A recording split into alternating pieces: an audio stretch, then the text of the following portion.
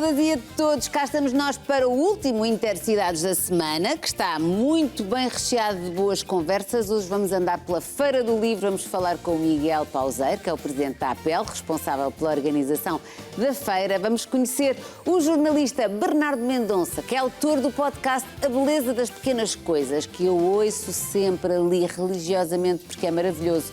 Teremos ainda tempo também para falar com a nossa bióloga preferida. Ela também apresentou um livro na Feira do Livro e o livro é espetacular, a Carla Lourenço. E vamos ainda conversar com o linguista Luís Vila Espinheira. Vamos dar sugestões culturais, como sempre à sexta-feira, e vamos receber o ator Ângelo Rodrigues, mas ele hoje não vem cá como ator, vem com outra faceta dele que vale a pena conhecer, que é o seu lado de viajante. Tudo a não perder. O Intercidades vai partir para a próxima paragem.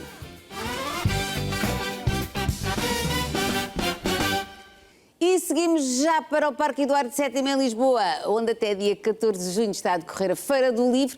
Daniela Magalhães, diz-me, já foste morder uma fartura? Sabes que eu não consigo não ir à Feira do Livro e não comer uma fartura, ou duas mesmo. Olá, boa tarde. Olha, como deves calcular, eu também não consigo. Ainda não fui, que era só para não ficar com chocolate nos dentes. Vou a seguir. Mas a fartura não tem chocolate, há estas miúdas. As farturas, a fartura tradicional não tem chocolate. Está bem, eu gosto mais de churros. Pois, é um churro. Tu gostas eu mais não como farturas. Eu adoro farturas. Churro. Mas claro. Vá, prossegue o teu trabalho, meu amor. Olha, está muita gente na feira que eu estou aqui a ver. Vou prosseguir. Está muita gente aqui na 96ª edição da Feira do Livro, obviamente no Parque Eduardo VII, e por aqui vão estar a decorrer, como dizias, até dia 14 de junho, vários eventos. Vai haver sessões de autógrafos, debates, apresentações de livros, atividades para famílias, e nós neste momento vamos agora conhecer uma das editoras que está aqui pela primeira vez. É o Urutau, e o Vladimir agora está ali com alguns clientes, obviamente, porque eu vou entrar aqui e vou invadir um bocadinho. Olá, muito boa tarde. Olá, boa tarde. Vladimir, conte-nos sobre esta sua primeira experiência. É a primeira vez que a Urutau está aqui na Feira do Livro. Sim, é a primeira vez. Poxa, é uma alegria, não? Tipo, pensar que uma feira que existe há 96 anos e chegar aqui assim, não, engatinhando, aprendendo. Então, eu tô bem feliz, tá, cara? E como é que surgiu aqui esta editora? Eu sei que o Vladimir tem um sócio que também está no Brasil, não é? Sim, a editora nasceu no Brasil, mas assim, eu levei a editora na mochila. Então eu levei para Galícia, depois para Irlanda e agora sim, oficialmente estou há 4 anos cá com a editora em Portugal. E ao mesmo tempo, o seu sócio também está pela primeira vez lá na Feira do Livro? Sim, na Feira do Livro em São Paulo. Na Feira do Livro de São Paulo, é a primeira vez no mesmo tempo. Estou conhecendo agora, ele está lá no stand, lá em São Paulo, com os livros da Urutau, e eu estou aqui em Lisboa com os livros. Portanto, 2026 foi o ano da Urutau a ser representada nas feiras do livro, no caso em Portugal e no Brasil. Sim, sem dúvida, sim, está sendo isso. Está sendo lindo, nas duas margens, correndo ao mesmo tempo, pela primeira vez, sabe? Fazemos 2 feiras juntos, sabe, ao mesmo tempo. E há pouco falava-me da origem do nome Urutau. Sim, Urutau é um pássaro da América do Sul. E é um pássaro assim de hábitos noturnos, e eu e os meus colegas na época da faculdade era o pássaro que nos acompanhávamos quando voltávamos para casa à noite. Vocês só o ouviam? Só ouvi, nunca vi, nem meu sócio viu o Urutau assim. E em algumas tradições indígenas é a mãe da lua, então a lua é o ovo desse pássaro. É um pássaro misterioso, assim como a maioria dos livros da vossa editora. Sim, eu acho que sim. Acho que é um pássaro que você tem que parar para escutar, e os livros também. Você tem que parar, abrir, ter esse tempo, né, de leitura, de entrar. Eu acho que sim. Cada livro quer ser um pássaro, esse pássaro misterioso. E a Urutau nasce também com o objetivo de dar voz a alguns autores que não tinham voz, não é assim? Sim, isso nasceu desde o começo com essa ideia de darmos vozes a novos poetas ou pessoas que nunca publicaram. Lutamos para ter um catálogo que seja 70% de vozes femininas, sabe? E é uma luta, sabe? Por falar em vozes femininas, eu acho que lá em casa, e a Rita vai gostar bastante daquela t-shirt que diz Leia Mais Mulheres. Sim, é de um coletivo de umas amigas chamada Amora, que tem no Brasil e cá em Portugal, de um coletivo de escrita. E sim, poxa, temos que ler mais mulheres, né? Onde a tradição literária é composta por tantos homens, podemos conhecer mais escritas de mulheres. E vocês também têm uma grande variedade de autores de várias nacionalidades, não é? Temos aqui alguns, podemos ir falando sobre alguns destes que estamos a ver? Sim, olha, temos aqui um palestiniano, que é o Naqshband Darwish. Temos um livro de autores iraquianos. E Moçambique. Este é um dos que tem saído muito bem, não é? Sim, Cartas de Amor a Meninas Mal Comportadas é um livro lindo, é uma poeta maravilhosa, Mariana Nuzalo. Cabo Verde, em crioulo cabo-verdiano. E temos uma autora linda que eu adoro também, colombiana, que é Maria Paz Guerreiro. E esse livro assim chegou na segunda-feira aqui para nós. Muito, muito recente. Portanto, tem aqui novidades boas para quem vier aqui ter consigo, não tem? Sim, vamos conversar. E eu acho que isso é uma coisa boa das feiras, poder ter tempo para mostrar o livro, conversarmos, lermos um poema juntos. Isso é bom. Muito bem, muito obrigada, Vladimir. Espero que corra tudo bem e que no dia 14 de junho saia daqui ainda mais feliz.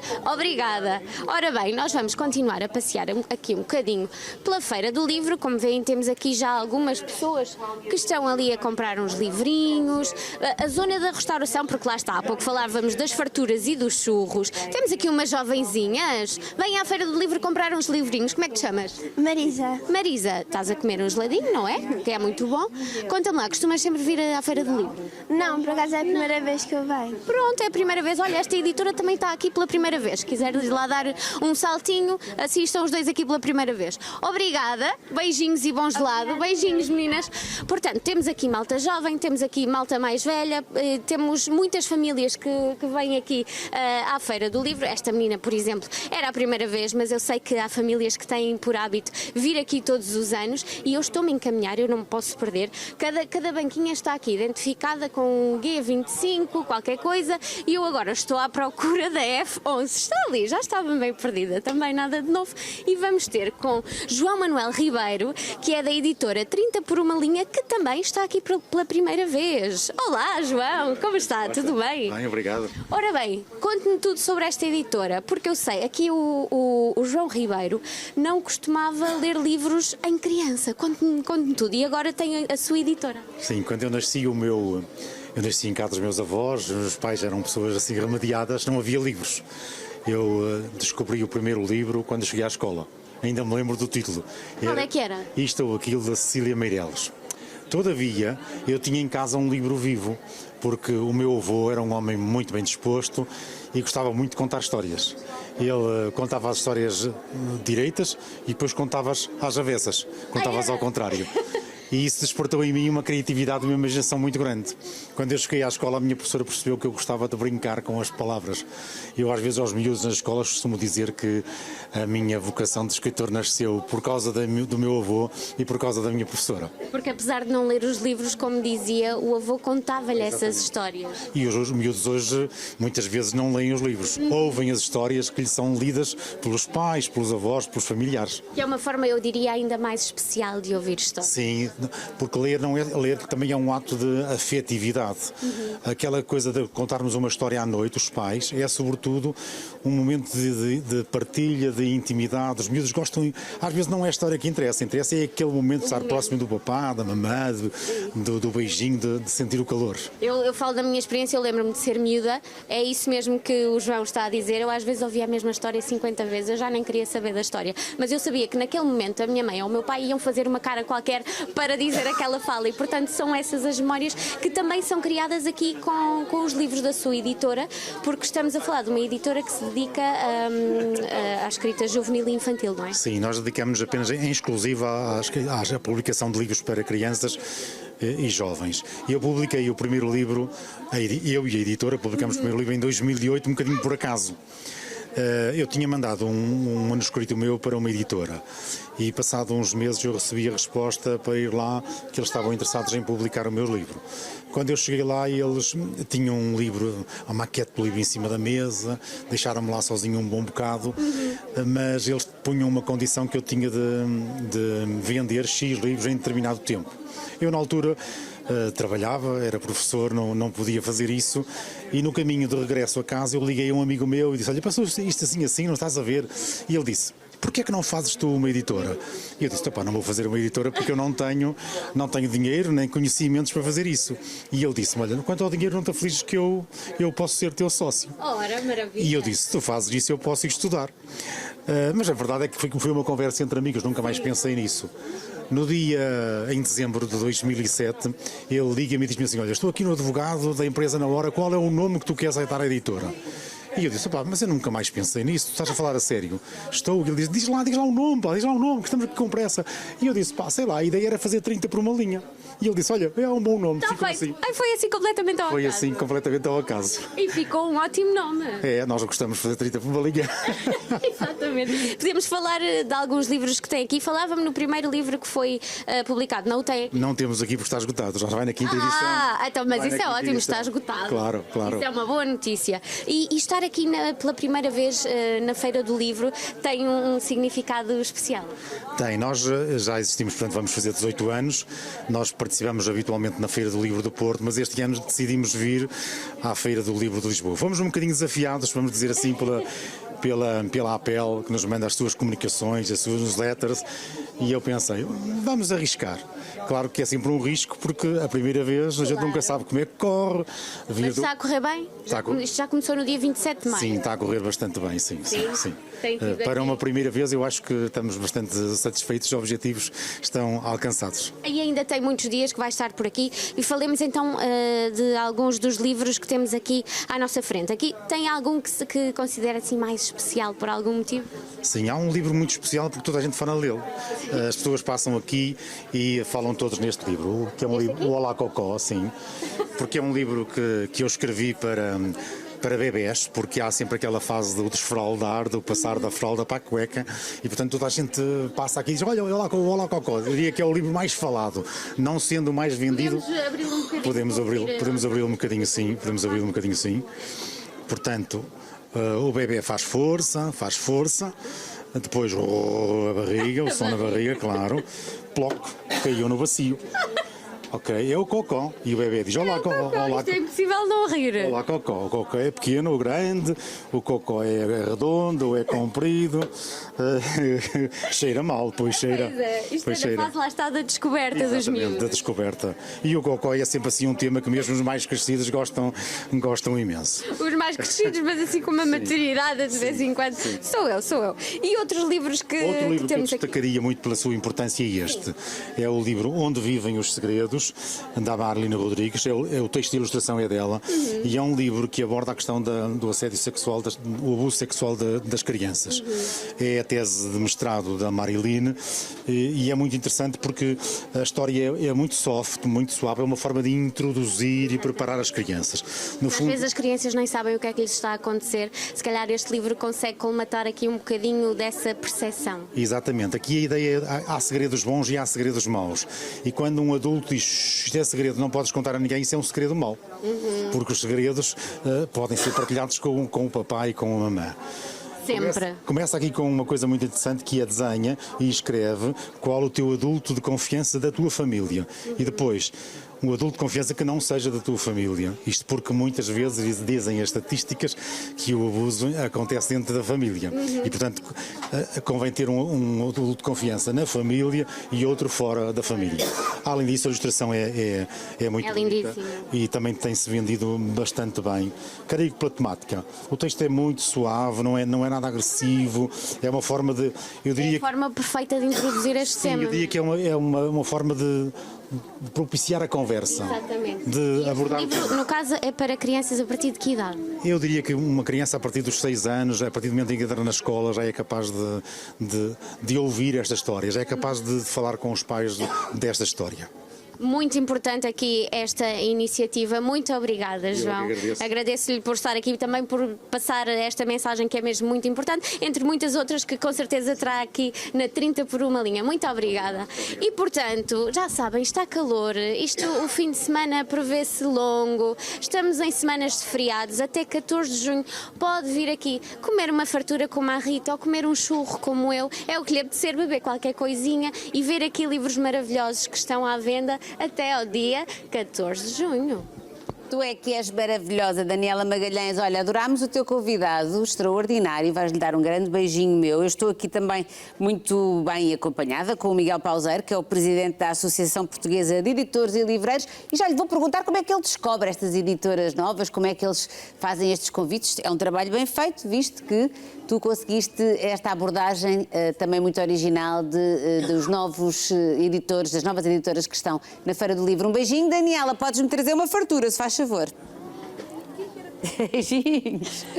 Olá, Miguel. Combinado. Como Olá, está? Rita. Boa tarde. Estava ali deliciado também a ver o nosso direto, que belo convidado que a Daniela Magalhães arranjou. E começo por aí, como é que é bom todos os anos haver sempre novas editoras na feira, não é? É muito bom. Antes de mais, agradeço esta Nada que oportunidade agradecemos. para vir falar do livro, para vir falar da Feira do Livro, e deixem-me dar-vos os parabéns por esta peça extraordinária. É um tratado, eu diria que se tivéssemos que sintetizar todas as mensagens importantes para falarmos do livro, da leitura, da literacia, da importância de colocarmos o livro no centro da nossa vida, esta peça é exemplar. Também achei. E também acho que é exemplar do ponto de vista daquilo que é a Feira do Livro, não é? Que é estas pessoas, os livros, a alegria de descobrir um bom livro, uma boa conversa, um senhor que conversa muito bem, que tem uma grande paixão por aquilo que faz. Também achei, por acaso, muito Paixão bom. pelo livro é um elemento comum de todas as pessoas que ali estão. Confesso-lhe que nós não fazemos propriamente uma busca. Certo. Na verdade, estes editores têm que se dirigir a nós. Nós abrimos as inscrições para a Feira do Livro. E eles inscrevem-se. E eles inscrevem-se. Alguns destes projetos têm que, inevitavelmente, começar, por exemplo, pelo espaço de pequenos editores. Claro. E esta qualificação, digamos assim, não é pejorativa. Claro. Na verdade, É um caminho. É um caminho que tem que ser feito. Hoje, grandes editoras, médias editoras no nosso país começaram por ali e têm um grande carinho por este espaço. Chegamos a um ponto em que, efetivamente, nós temos que fazer algum trabalho. Claro. A Feira do Livro cresceu, ocupa já grande parte do Parque Eduardo VII e, portanto... Cresceu tanto. Cresceu. Porque eu vou todos os anos, desde pequenina, com os meus pais primeiro, agora com os meus filhos, e realmente é impressionante o que cresceu, não é? E todos os anos vocês vão acrescentando novidades também. Vamos acrescentando. Tem que ser. A Feira do Livro, se pudesse ser estendida em linha reta, teria hoje cerca de 2 km de extensão, com todos aqueles pavilhões, todos aqueles equipamentos, porque não conseguimos dissociar a feira dos pavilhões que têm livros, de todos os outros equipamentos, porque permitem esta vivência. São 350 pavilhões. É impressionante. E vocês também vão trabalhando ao longo dos anos, e ainda bem, assim é que tinha que haver esta evolução também nas condições, porque eu lembro-me quando era pequenita que era bem diferente. Ok, havia sempre a magia dos livros, isso nunca desapareceu, mas as condições são muito melhoradas, não é? Eu não sou de Lisboa e, portanto, não tenho essa vivência que a Rita teve. E, portanto, o que sempre nos diziam, e há uns anos atrás a APEL assumiu essa estratégia, nós temos que reter as pessoas no espaço da feira pelo maior número de horas possível. Claro que poderemos ir uma vez, 2 vezes, mas a partir do momento em que nos deslocamos ao Parque Eduardo VII, nós temos condições hoje de estar um dia inteiro, se for preciso, porque temos zonas de descanso, zonas de refresco. É preciso tempo para ver a feira como deve ser. Muito tempo. Há muitos títulos, estamos a falar de 85 mil títulos, e para crianças, dos 8 meses para crianças aos 80 anos, porque este espírito de festa, esta alegria que se transporta ali para o Parque Eduardo VII, acho que é muito importante. E depois há sempre aquelas coisas que são clássicas e que toda a gente já sabe, e ainda bem que se mantêm, que as boas tradições são para se manter, os encontros com os nossos escritores, em que podemos trocar umas palavras, pedir uns autógrafos, mas vocês vão sempre acrescentando algumas coisas novas à feira, para que as pessoas também se sintam que nem tudo está igual, não é? Quais são as novidades deste ano? Muito bem, estamos a falar de 3.500 eventos, na sua larga maioria com a presença de autores, entre apresentações de livros, lançamentos, sessões de autógrafo, debates, reflexões sobre livros, sobre áreas temáticas muito importantes, até sobre este aspecto que estávamos aqui a falar há pouco na reportagem, a violência na infância. Novidades este ano.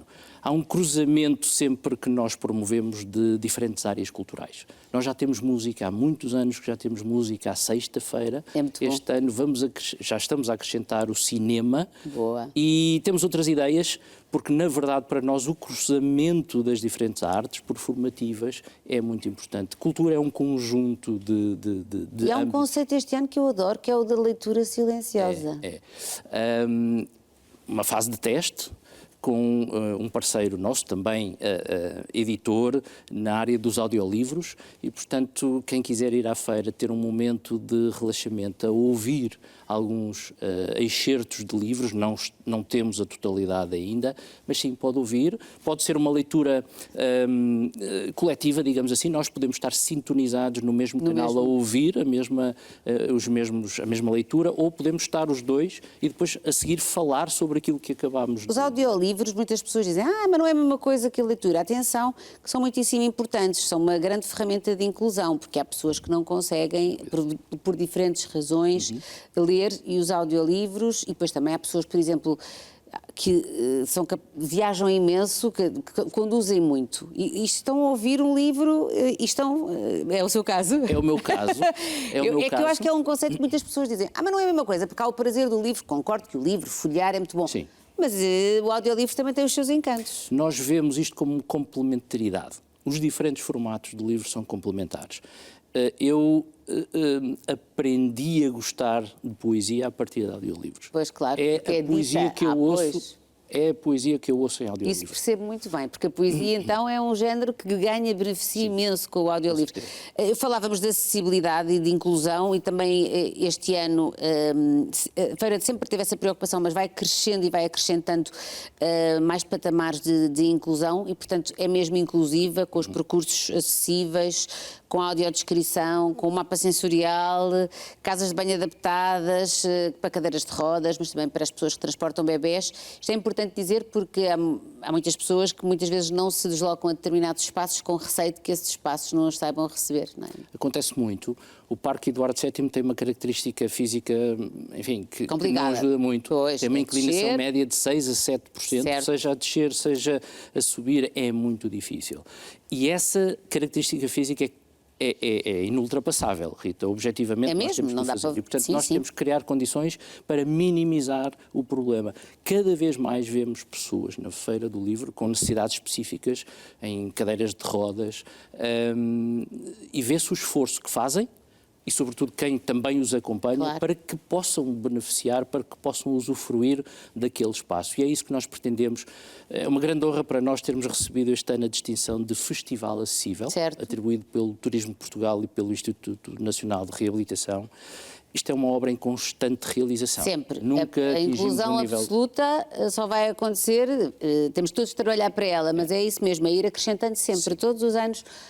Mais uma ferramenta de inclusão é tão importante para que toda a comunidade possa aproveitar. E fazemos uma coisa, se me permite, claro, que é todas as pessoas que trabalham na Feira do Livro, e estamos a falar à volta de 1000 pessoas, nós facultamos formação específica e temos uma parceria com a Access Lab que é fundamental. No outro dia estiveram aqui sentados, conheço muito bem o trabalho deles, são incríveis, a Access Lab são absolutamente fantásticos. Ainda no campo das iniciativas temos o cinema que já falou, que eu acho que é muito giro, e temos também a iniciativa infantil Acampar com Histórias, aqui numa parceria com a Estufa Fria, não é? Uma delícia. Deve ser espetacular. Julgo que vamos na 8ª edição. Convido-vos a ir hoje à noite ou amanhã à noite e passem pelo Parque Eduardo VII e vejam a alegria daquelas 25 crianças que estão ali por cada sessão. Por cada sessão. Entre os 8 e os 11 anos.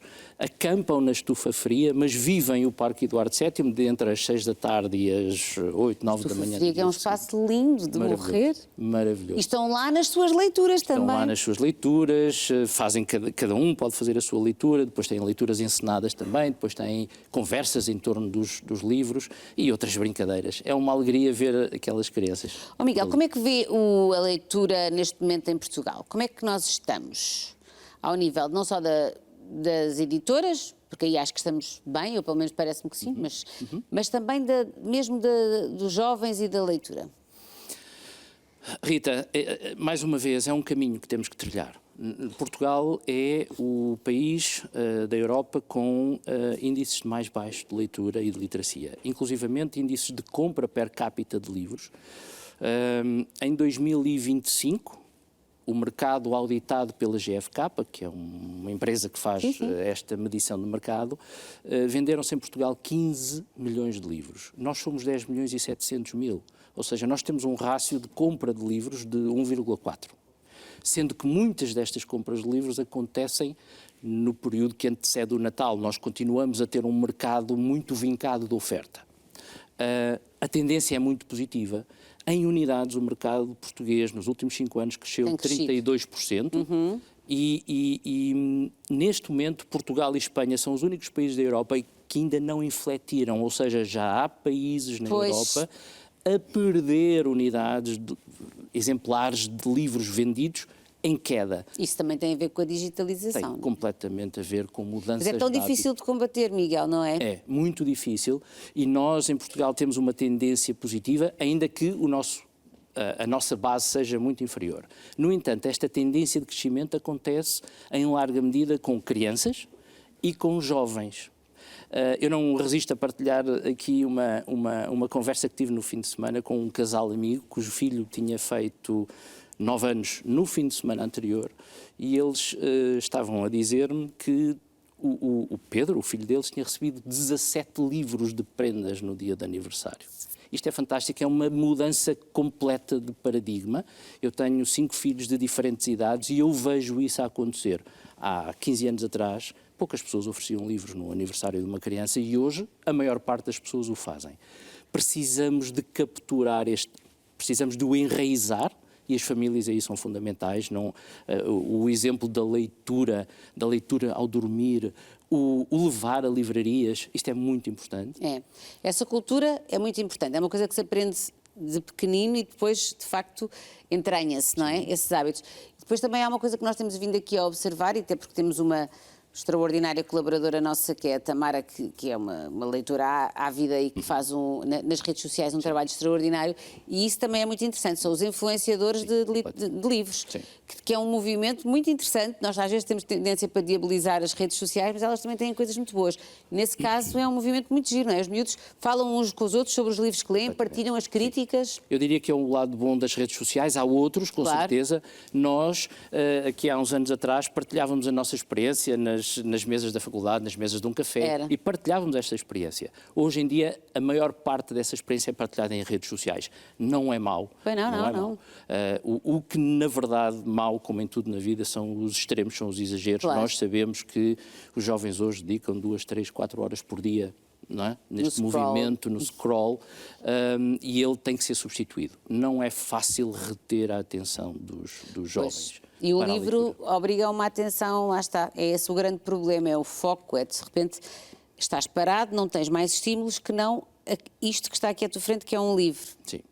É isso que é difícil de competir. E por isso é que nós temos que trazer o prazer da leitura e não ser uma questão, uma coisa obrigatória, algo denso, aquela ideia de que há uma elite, não é? A leitura é uma coisa muito seleta, desculpem a expressão. Sim, não pode ser, tem que ser uma coisa que os miúdos percebam que quando se lê, viaja-se e que a pessoa pode rir, pode se emocionar, pode chorar e que aprende sobretudo imenso, não é? Que encontrem o seu próprio ponto em que é isto que eu quero, é isto que eu gosto. Quanto mais nós treinarmos o hábito de leitura, também nós treinamos o nosso cérebro e é seguramente está testado cientificamente, vamos conseguir que mais à frente se façam outro tipo de leituras, mais densas, mais profundas. Claro. Enfim, leia-se, seja em que formato e o que for, e depois vamos apurando os nossos gostos. Essa é a nossa grande ambição. E o Miguel ainda consegue viver a feira? Eu sei que também está no cargo há relativamente pouco tempo, cerca do... Sim, há 1 ano e meio, mas tive a honra de participar na direção anterior, ser vice-presidente do Pedro Sobral. De quem toda a gente tem muitas saudades. Muitas saudades também. Mesmo, verdadeiramente, Rita. Muito obrigado por essa homenagem também. Precisamos daqui essa homenagem. Foi de facto uma pessoa que fez muito também por este mercado e pela Feira do Livro em particular e merece sem dúvida todas as homenagens. Mas é uma direção. É uma direção. É um conjunto de pessoas que fazem, e deixe-me destacar também a equipa interna da APEL, que faz esse trabalho ao longo do ano, ano após ano, e a equipa de produção. São 35 pessoas tão divertidas quanto a vossa equipa aqui. A nossa também é. Eu ia lhe perguntar, para terminar, se ainda consegue viver a feira só como leitor, ou se é impossível? Não, neste momento não. Mas tenho um prazer tremendo. Ontem fui à Feira do Livro, estive lá com os amigos da equipa da APEL e os amigos da equipa de produção, mas há sempre solicitações. Claro. E são boas solicitações, claro, como esta que vocês nos proporcionaram, porque é fundamental falarmos de livro de uma forma leve, tranquila, e se calhar também um dia podermos dizer já estamos mais próximos dos melhores. Dos nossos objetivos. Hoje estamos ainda muito longe. Obrigada, Miguel. Foi um gosto conhecê-lo. Muito obrigada. Obrigado. E de Lisboa, Intercidades, segue viagem até Abrantes. É lá que está a Ana Rita Cristóvão. Ela vai dar-nos os destaques, os últimos destaques desta semana, do site do Conta Lá. Vamos lá ter com ela.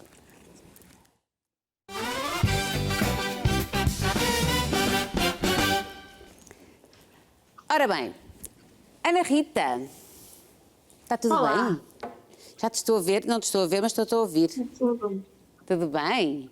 Então, Tudo. vais comer umas sardinhas hoje ou nem por isso? Não. Olha, até eu, hein, mas uma pessoa agora também tem de ter cuidado, que vem o verão e tal, temos de ter cuidadinho. Se bem que a sardinha até faz bem. Nem A sardinha é boa, tem muita proteína e tem uma gordura que é boa. Mas só que eu também andei na Nacional 2 semanas e isto ainda deixou aqui uma moça. Isso acredito, que se come muito bem no nosso país. Vamos lá então aos destaques do site de hoje. Vamos lá, Rita. Olha, hoje trazemos-vos um palácio, um convento, uma casinha, tudo em miniaturas. Estamos a falar de uma aldeia que é feita por um homem só, em Celúrico de Basto, uma reportagem do jornalista Hugo Gonçalves, que nos conta a história de quem dedicou mais de 30 anos a construir uma aldeia em miniatura e que é hoje um dos pontos mais procurados por quem visita este concelho. Uma história emotiva de criatividade e resiliência que abre hoje o nosso site. E por falar em resiliência, é para tornar os territórios mais resistentes ao fogo que 2 cabras e um bode da raça algarvia chegaram até ao Parque da Pena para ajudar no controle da vegetação e na redução da carga de combustível. Um artigo da Mariana Muniz que nos explica como funciona este método natural de gestão da paisagem através dos animais, uma prática que contribui também para o reforço da biodiversidade e que cria uma dinâmica mais próxima entre as espécies e os visitantes do Parque da Pena, em Sintra. E por fim, num dia em que o nosso site está repleto de histórias de perseverança, é a partir de Montemoro Velho que nos chega o próximo exemplo. O Centro de Alto Rendimento foi um dos mais afetados pelas tempestades de fevereiro, com prejuízos superiores a 3 milhões de euros, mas conseguiu vencer o contrarrelógio e tem já a pista preparada para receber o Campeonato da Europa da Canoagem, que arranca no dia 10 de junho. Uma reportagem do Manuel Portugal, que falou com o responsável do clube e nos deu também mais detalhes sobre a prova e a importância para o país. São os destaques desta sexta-feira, Rita, mas lembrar também que durante o fim de semana vai haver muitos motivos para continuar a abrir o nosso site, porque a Joana Amarante vai estar a fazer a cobertura da Feira Nacional da Agricultura. Ora bem, está lá a informação durante o fim de semana e depois o Intercidades fará também um programa especial segunda e terça em direto de Santarém do CNEMA da Feira Nacional de Agricultura. Obrigada, minha querida. Beijinhos, bom fim de semana e bom descanso. Beijinhos. Bom fim de semana. Obrigada. E na próxima paragem está um jornalista, entrevistador, autor que já conta com 25 anos de carreira. Parece impossível. Como é que é possível? Ele é responsável por um dos podcasts mais adorados em Portugal. Eu também faço parte desse séquito de adoradores. A beleza das pequenas coisas. Chama-se Bernardo Mendonça. E agora vou deixar-vos aqui assim, só com um bocadinho de um vídeo de promoção a uma conversa com uma das, segundo o Bernardo, das suas ídolas. Ana Deus. Olá, acabo de entrevistar a minha ídola, Ana Deus. Uma maravilha de conversa que podem ouvir já esta sexta-feira e depois no sábado. Um desgoverno de conversa com tanta coisa. Foi muito bom. Como é que te sentiste? Confirmo. Uma porcaria. Uma porcaria. Achei isto um disparate. Não sei. Não, confirmo que foi muito bom. Gostei muito de vir aqui. Esta casa muito grande, com pé direito altíssimo. Sim, mas um excelente pé direito. Um excelente pé direito. E falar com o Bernardo sobre disparates da minha parte, coisas muito assustadoras. Não. Não. Foi incrível. Falámos muito de música e da vida. E da vida. E de poesia. E de poesia. Muita poesia. Pois é, para ouvirem com tempo no podcast A Beleza das Pequenas Coisas. E agora como é que fazemos aquilo dos dedos? 1, 2, 3. Até já. Bernardo Mendonça, o autor de Beleza das Pequenas Coisas, entre muitas outras coisas belas também. Olá, Bernardo, obrigada por teres vindo. Super contente de estar aqui Muita contigo. gente na minha redação a dizer, então o Bernardo foi hoje e tu não disseste nada. É verdade, a sério, tens muitos fãs aqui no Conta Lá. Já lá foste. Eu já lá fui, é verdade, já lá fui, pois já. Na altura em que eu desenhava. Pois é, nos inícios. Já foi há muito tempo. Já foi. Olha, até porque já fez 10 anos o ano passado, não é? Já estamos para o 11º. E estamos a festejar o 10º ano a chegar ao 11º. Sim, até porque também fizeste um livro, depois com algumas das entrevistas, que também está na Feira do Livro. É verdade. Quando é que vais lá estar? Vou agora estar com a Luísa Costa Gomes e o Rui Cardoso Martins, dia 10 de junho, à tarde. Bom. Apareçam. Maravilha de companhia. Também já tivemos aquilo, por acaso, o Rui ainda não Vamos falar de livros, de literatura. Mas a Luísa Costa Gomes já foi nossa convidada e muito bem. Olha, Bernardo, eu gostava que tu me tentasses explicar porque é que tu achas que nós gostamos tanto do teu podcast. É que há tantos podcasts, há tanta gente a entrevistar outras pessoas, não é? Porque é que tu achas que este teu nos cativa tanto? E depois eu digo-te o que é que eu acho. Pergunta tramada. Pois então, eu comecei a fazer este podcast quando não existiam podcasts nos jornais e atirei-me nesse deserto. Eu acho que quando não existem formatos ou coisas, é bom começar. Então eu senti que era aparentado das rádios pirata, um sítio de liberdade e de experimentação. Os podcasts. Havia já malta independente a fazer, mas não nos jornais. E disseram-me logo, Bernardo, as pessoas não têm tempo para ouvir entrevistas, faz uma coisa de 10, 15 minutos. Eu rapidamente quis fazer diferente e dar tempo. Nada mais errado, não é? Nada mais errado Pois. quem te disse isso. Pois porque... é os formatos. Andamos todos muito agarrados aos formatos e é o que é seguro. Não quer dizer que não seja seguro conversas mais curtas, que de facto não temos muito tempo, mas quando vale a pena e quando os entrevistados valem isso, vamos para outras paragens. Eu acho é que tu descobriste antes aquilo que eu acho que nós estamos a descobrir aqui no Conta Lá, por exemplo, que é quando as conversas e os convidados são bons, como tu dizias, não há nada, acho que não há nada melhor do que assistir a uma boa conversa. Nós gostamos muito disso, não estamos a inventar nada. E o tempo tem esta coisa que tu sabes muito bem. Quando se sabe bem, vamos a sítios melhores, vamos além da superfície, além da espuma dos dias, com tempo.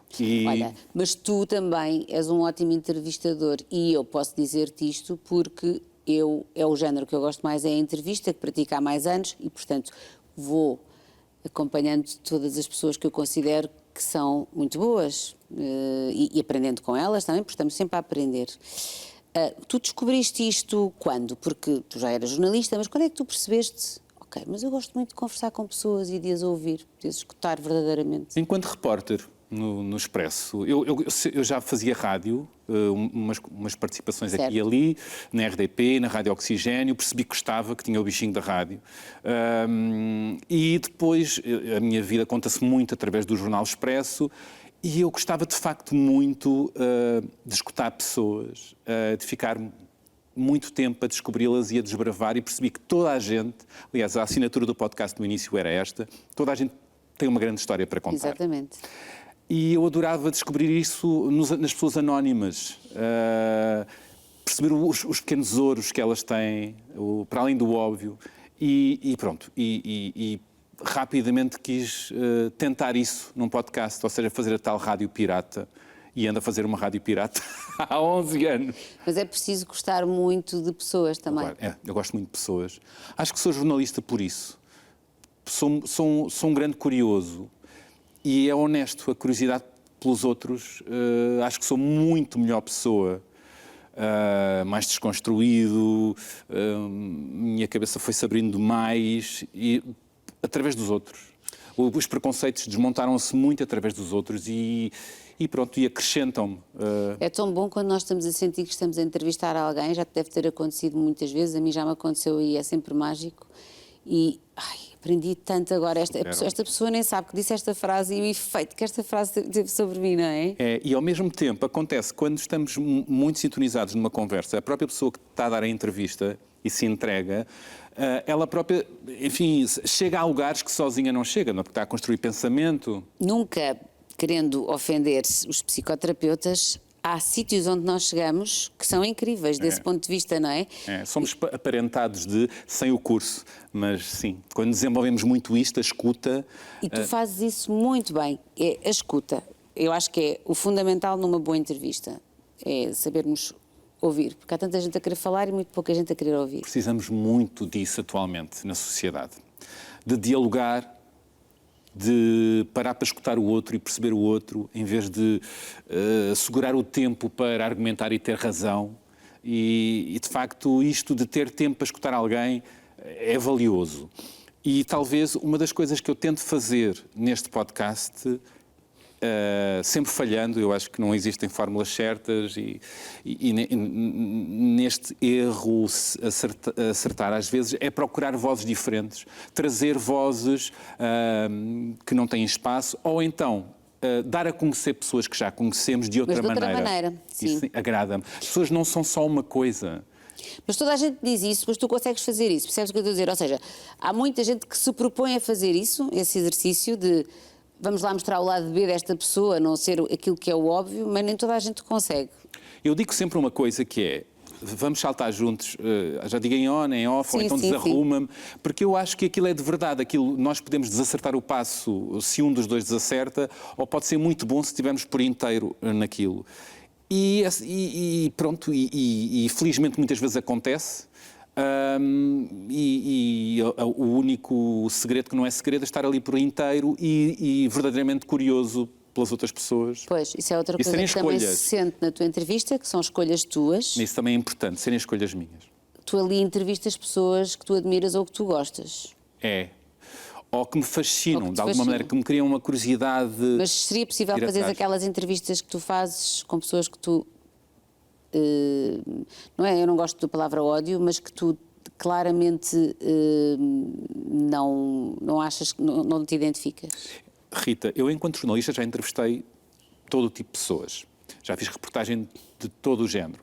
Já fiz grande reportagem e entrevistas de todo o género. Portanto, e também já fiz entrevistas mais duras de todo o género. Certo, agora, mas naquele espaço, naquele não. espaço. Naquele espaço, não. É como receber na tua sala de estar.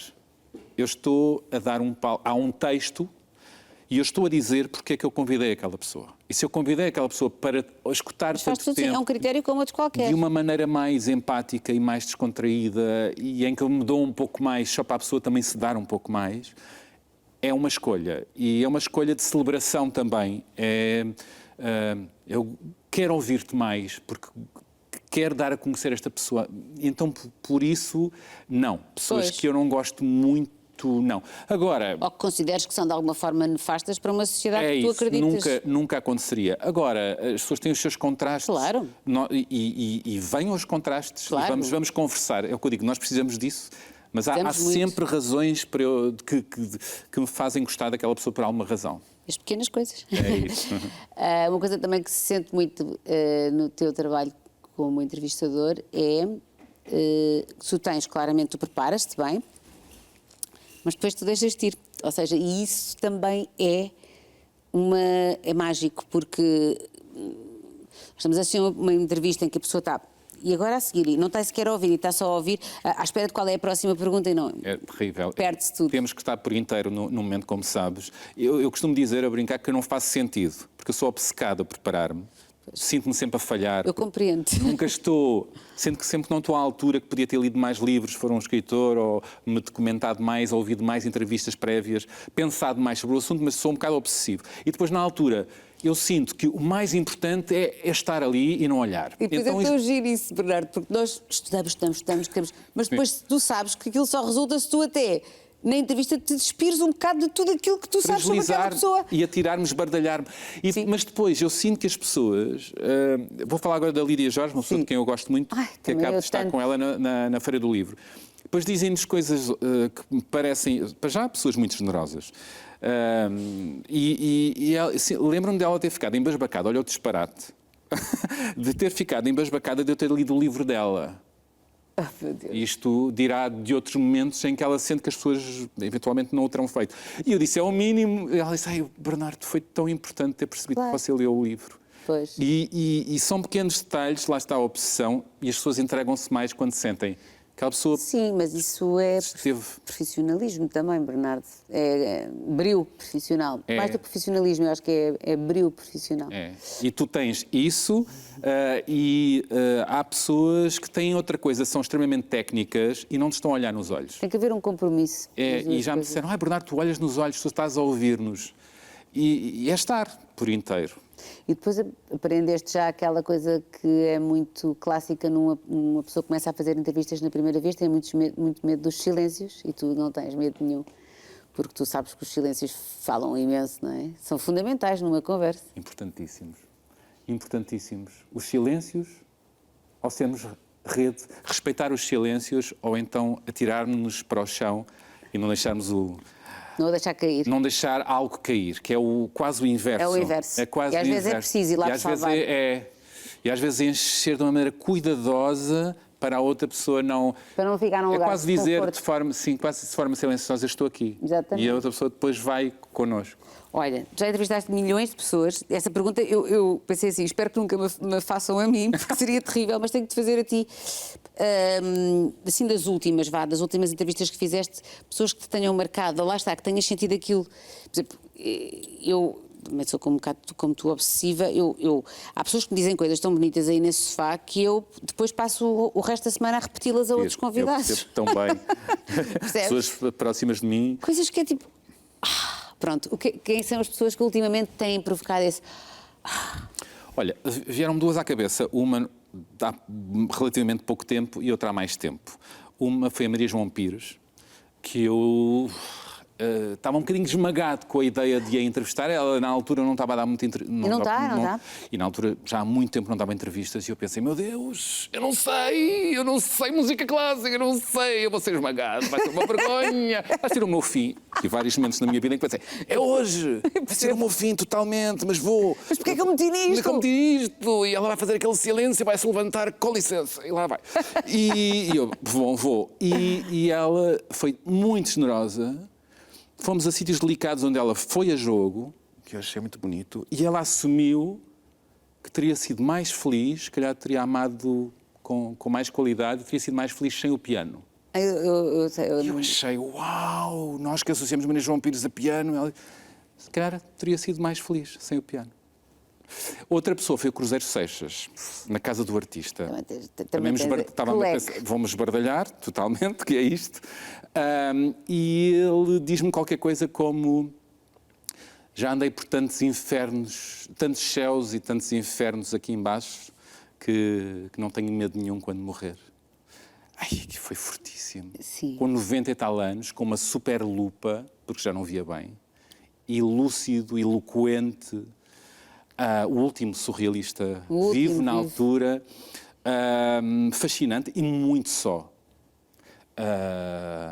Muito cheio de tanto mundo, tantas pessoas, a cabeça ótima, e depois sentir que já tinha toda a gente morrido à volta dele, não é? Com 90 e tal anos, e a solidão que ele sentia tocou-me muito. Isto toca-me, a solidão. Porque também estamos numa altura, numa idade, não sei, em que às vezes estamos a entrevistar pessoas que não acontecia, isto não me acontecia com 20 anos de todo, com 20 anos, a vida toda minha, está tudo à frente, Verdade. Agora não. Nós temos a mesma idade e nós bate-nos mais agora, não é? Portanto, as pessoas agora dizem coisas, essa solidão que tu sentiste no Cruzeiro Seixas, tu estás a ver em espelho e a pensar, Imagina. Eu ainda estou aqui cheio de pessoas à minha volta, mas ele também as teve. E, não é? E agora, isso é a Marília Gabriela, agora fizeste-me levar à Marília Gabriela, grande entrevistadora, que ainda mais chega a nós, não é? Sim, foi uma das minhas referências também, e com certeza a tua grande também. Entrevistadora, não é? Sempre toda a gente queria ser entrevistada por ela, uma vida cheíssima, e de repente o telefone deixou de tocar e ela sentiu uma solidão absurda, porque trabalhou tanto, e não precisava de vida social para além daquilo. Porque não construiu. E não construiu. e depois uma solidão absurda que a levava a chorar sozinha. Sabes que ela deixou de querer fazer entrevistas, foi um choque enorme para a estação onde ela estava na altura. Ela contou esta história há pouco tempo, eu achei super curioso. Precisamente por isso, porque ela sentiu, porque lhe morreu um dos melhores amigos dela. Ouvi isso. E ela disse que de repente percebeu o que é que eu estou a fazer. O que é que eu estou a fazer? Eu não estive com ele, ou seja, aquilo foi um momento em que ela percebeu, mas a minha vida é só isto, entrevistar pessoas.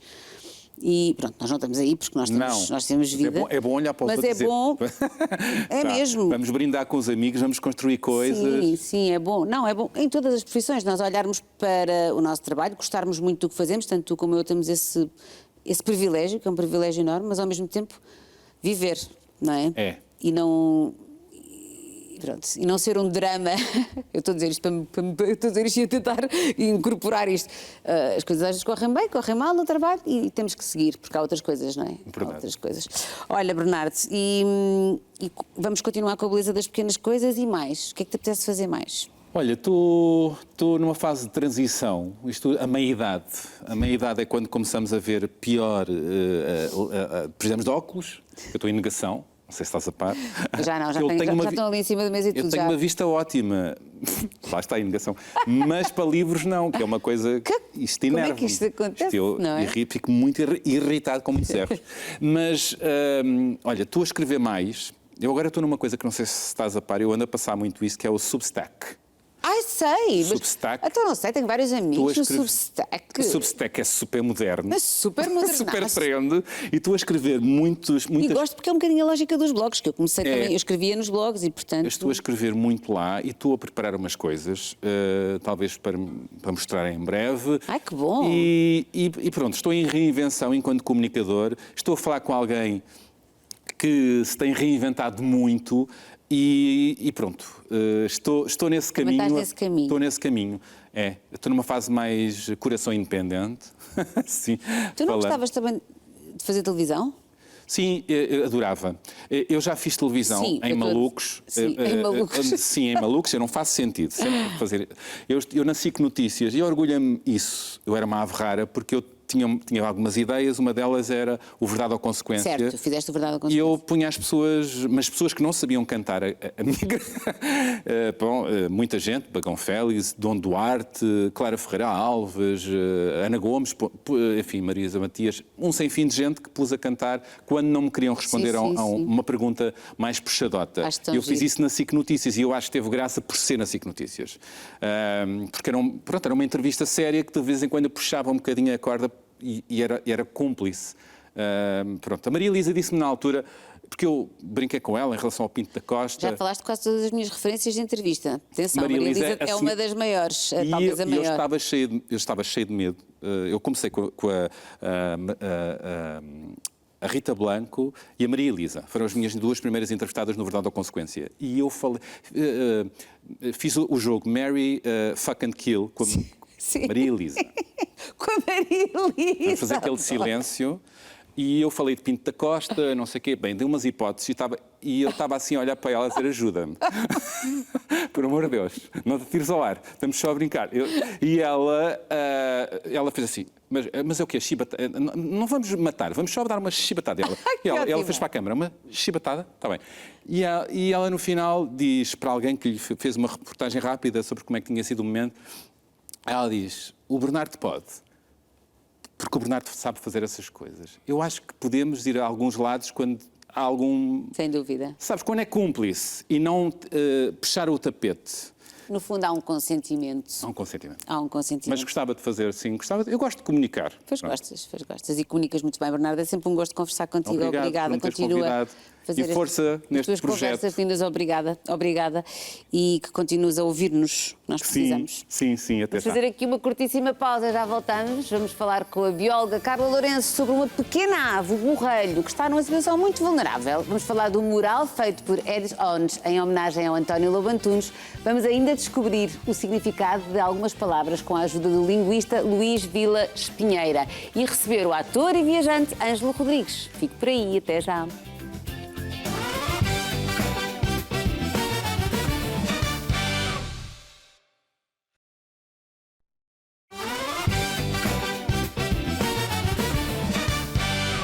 E depois de uma curta pausa, vamos falar com a Carla Lourenço, que é a nossa bióloga marinha preferida do mundo inteiro e de todos os universos, de tudo. Pronto, ela já está na próxima paragem e hoje vai-nos falar de um tema e vai deixar-nos um alerta muito importante.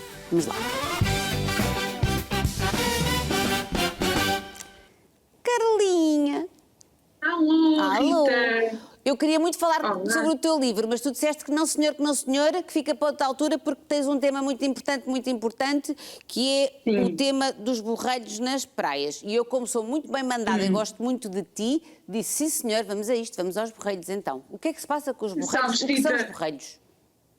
Achei que era mais pertinente falarmos agora dos borrelhos, porque já é um fim de semana mais comprido para algumas famílias, o tempo está bom, as pessoas começam a ir para a praia e quando nós vamos para a praia vivem lá umas avezinhas, um bocadinho por toda a nossa costa, que estão a passar bastante mal. Que são os borrelhos, como tu tão bem disseste. Os borrelhos de coleira interrompida, umas aves assim muito particulares, que elas são muito pequeninas, são muito levezinhas, quer dizer, um chocolate qualquer pesa mais do que elas. São tão fofinhas. São muito frágeis, fofinhas. Não é? Tem um ar assim muito frágilzinho. São adoráveis e são mesmo frágeis como estás a dizer, Rita, e esse é um dos problemas. Os borrelhos fazem uma espécie de ninho, quase que nem podemos chamar ninho, porque é um buraco na areia. Cavam um buraquinho, colocam os seus ovos, passam muitas vezes despercebidos por pequenas pedras, por pequenas rochas, e nós, quando vamos para a praia, quer seja a apanhar sol, para passear o cão, para ver o mar, para fazer surf ou kitesurf, vamos ou com filhos ou com sobrinhos, ou toda a diversidade de maneiras que nós podemos escolher para ir à praia. Agora, até agosto, ou principalmente até ao fim de julho, é muito preocupante. O que acontece é que eles fazem então os ninhos. E os ninhos são destruídos. Pronto, eles passam despercebidos, as pessoas às vezes põem a toalha lá. Nestas imagens estamos a ver, Carla, vê-se como são pequenitos. Nós sabemos, mas é bom que as pessoas percebam, aqui se vê bem a proporção. Portanto, o que tu me estás a dizer é que eles escondem os seus ovinhos muito fofos em buraquinhos na areia ou assim, e nós passamos e não vemos, ou qualquer atividade na praia pode pôr em risco os ovos.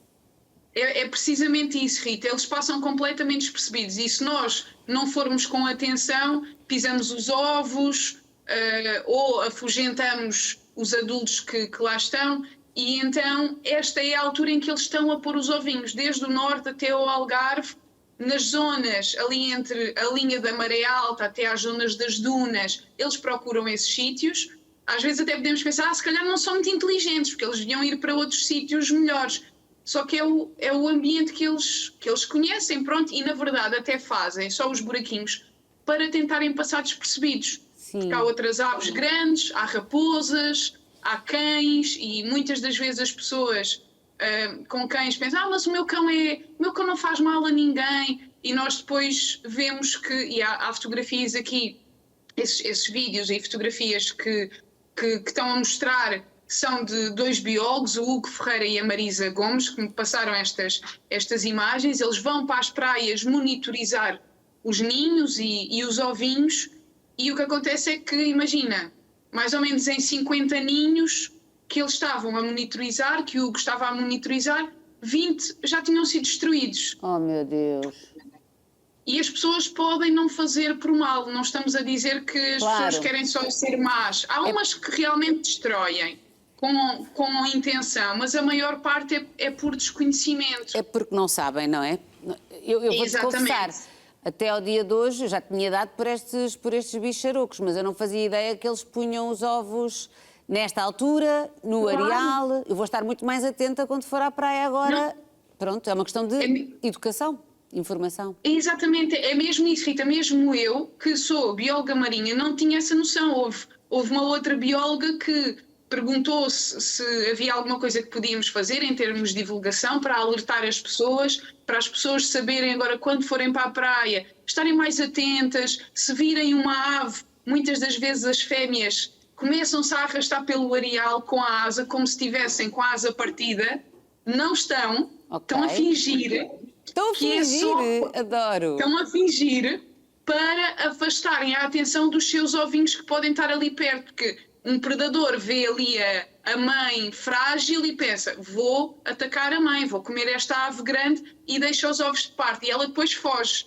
Pronto, é uma estratégia muito inteligente que estas aves têm. E então também o que nós podemos fazer e o que não devemos fazer, não devemos mexer. Se encontrarmos ovinhos, é não mexer. Se encontrarmos crias, as crias vêm mais ali para agosto, também não mexer nas crias. Houve aqui uma história muito triste, pronto, com uma criança que agarrou numa cria. As crias são muito frágeis e o que aconteceu foi que a criança partiu a asa à cria. E isto significa que com a asa partida, a mãe... Ela já não vai viver, não é? Não vai ter ela já não vai viver. A mãe rejeita a cria e a cria mais tarde morreu. Pronto. Temos que ensinar as nossas crias a tomar conta das outras crias, Carla. Exatamente. E normalmente o melhor é mesmo não fazer nada. Se nós virmos, por exemplo, um ninho, ou se notarmos que lá estão ovinhos, algumas pessoas tentam sinalizar. É uma opção, mas muitas das vezes sinalizam muito perto, põem paus muito perto do ninho. E o que acontece é que, com o vento, esses paus podem cair e partir os ovos. Pois. Então, nem sei se estão a chamar ao mesmo tempo mais atenção também para o próprio também, certo, também. Então, podemos fazer esse cerco, digamos assim, mais longe, assim com uns 4 ou 5 metros, porque isso, se for muito perto também, as aves não têm visibilidade, e se tiver ali um predador, elas estão rodeadas de paus, não conseguem ver. Se isto fosse um país perfeito, as autoridades não podiam ajudar uma ajudinha, não é? Tipo, temos tanta costa bonita, temos tantos borrelhos nas praias, ajudar a sinalizar e sobretudo a informar as pessoas, não é? Há alguns municípios que fazem isso e que têm informações nas praias para prestarmos atenção aos borrelhos, para não irmos para as dunas. Alguns municípios já têm isso, alguns nadadores salvadores estão informados, mas muito, muito poucos. E então concordo completamente contigo, Rita. Seria necessário aqui uma mobilização e uma educação das várias pessoas, várias entidades que usam as praias, não é? Quem tem restaurantes, os nadadores salvadores, quem Polícia tem empresas de surf, exatamente, tudo isso, porque são espécies, é uma espécie que já está em declínio.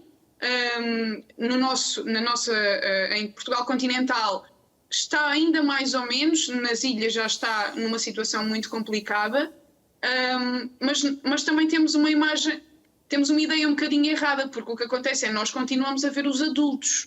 Pois. Mas quem estão a morrer são as crias e os ovinhos. Então nós só vamos perceber o verdadeiro problema quando deixar de existir adultos. Exato. Exatamente. Olha, diz-me lá uma coisa, e esta vida destes borrelhos como é que é? Eles estão lá nas praias, agora em julho, em agosto nascem as crias e depois eles vão à vida deles quando? E que vida é essa? Então, há alguns que vêm cá passar férias. Vêm cá passar férias e pôr os ovos e pôr os seus ovinhos, pronto, e depois voltam mais para o norte da Europa, por exemplo, mas nós temos populações que vivem cá o ano todo e estes biólogos e outros também até colocam assim umas anilhas nas patinhas e conseguem acompanhá-los com o passar dos anos e das temporadas e ver, olha, esta aqui é CV, por exemplo. O Hugo falou-me de uma ave que ele seguiu aqui em alguns ninhos, em algumas temporadas, que era a CV, porque tinha uma anilhazinha e tinha esse código. Por isso, há alguns que vivem cá, outros que vêm cá só de férias, pronto, e depois vão-se mantendo aqui pelo nosso país, e é uma sorte muito grande nós podermos ver estas aves, não é? Ali tão perto, e são tão queridas, são tão adoráveis, depois quando correm, assim os mais pequenitos, é muito engraçado. Muito queridas. É como tu, Carla, também és muito querida. Beijinhos, obrigada Rita. por este esclarecimento. Olha, podes ter a certeza que vou estar super atenta e vou fazer tudo o que eu puder nas praias por onde passear para informar as pessoas sobre isto. Podes ter a certeza. Obrigada, assim, Rita. a palavra também ajuda. Fica o alerta para todos. Fica Obrigada. Assim, obrigada, Carla. Um beijinho grande. Um beijinho, até para a semana. Beijinho. Na próxima paragem vamos estar à conversa com o Adilson Auxiliador. Ele que, além de sugestões culturais, hoje ele está super distraído. Adilson, estás aí? Vais entrar. Boa. Hoje nos vai dar-nos a conhecer mais um artista urbano, o Edis One. Disse bem, Adilson? Sem dúvida. Pronto, obrigada. Ele que se irá juntar à nossa conversa por WhatsApp. Até já. Lisboa, Nova York, Paris, London City. Já me esquecia do Get Ready With Me. Let's go.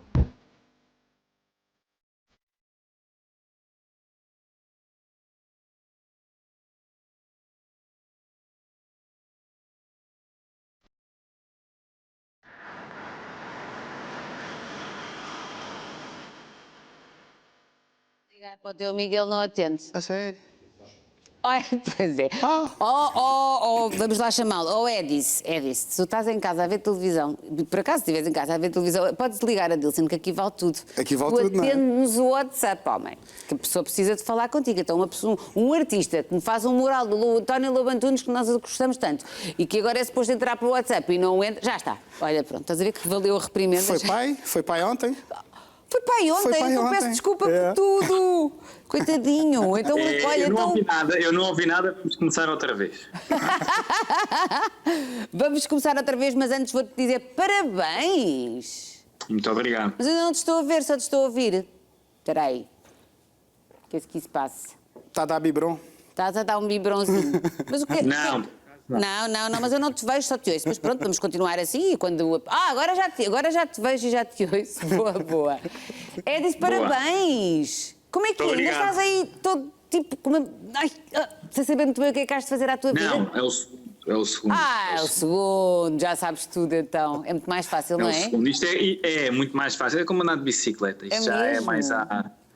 mesmo. Pronto, imagina, ele tem 3 dias, portanto, mas a impressão que é tipo, já não temos tanta aquela preocupação do primeiro. Não é que não tínhamos cuidado, como é lógico que temos, não é? Mas é aquela sensação, é uma sensação diferente. Não, eu vou-te dizer, os segundos filhos, por isso é que eles depois também são um bocadinho mais desenrascados, ficas a saber, pronto. É por isto mesmo, é porque nós como pais também somos mais desenrascados, já não estamos com aquela coisa, o menino vai-se partir todo, que não sei o quê, não, já não temos isso.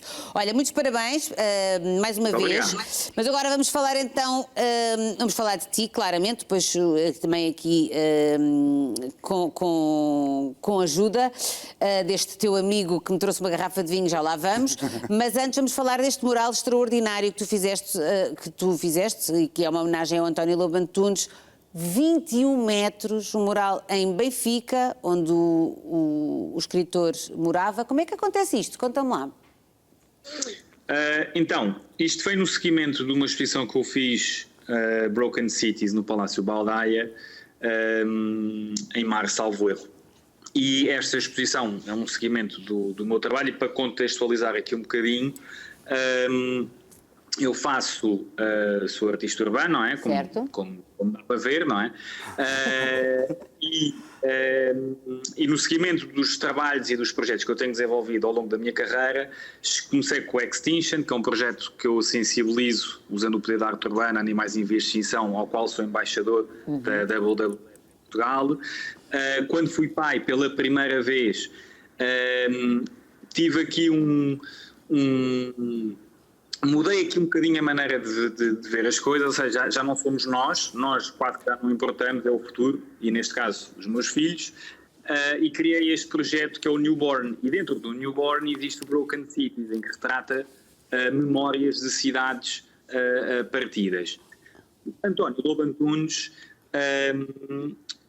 tem uma ligação e teve uma ligação muito grande à freguesia de Benfica, como é conhecido, e eu fiz a exposição Broken Cities em Benfica, com a Junta de Freguesia de Benfica, no Palácio Baldaia, e andávamos aqui à procura de de uma empena, algo que fizesse aqui uma conexão entre aquilo que foi feito em quadro para o mural, e eu tive esta ideia de Broken Cities, acaba por ser memória, e acaba por representar aqui o astronauta, que acaba por representar aqui o futuro. Então temos aqui que é o passado, a memória, o presente somos nós, e o futuro é esta figura que eu arranjei tipo de astronauta para se usar o futuro.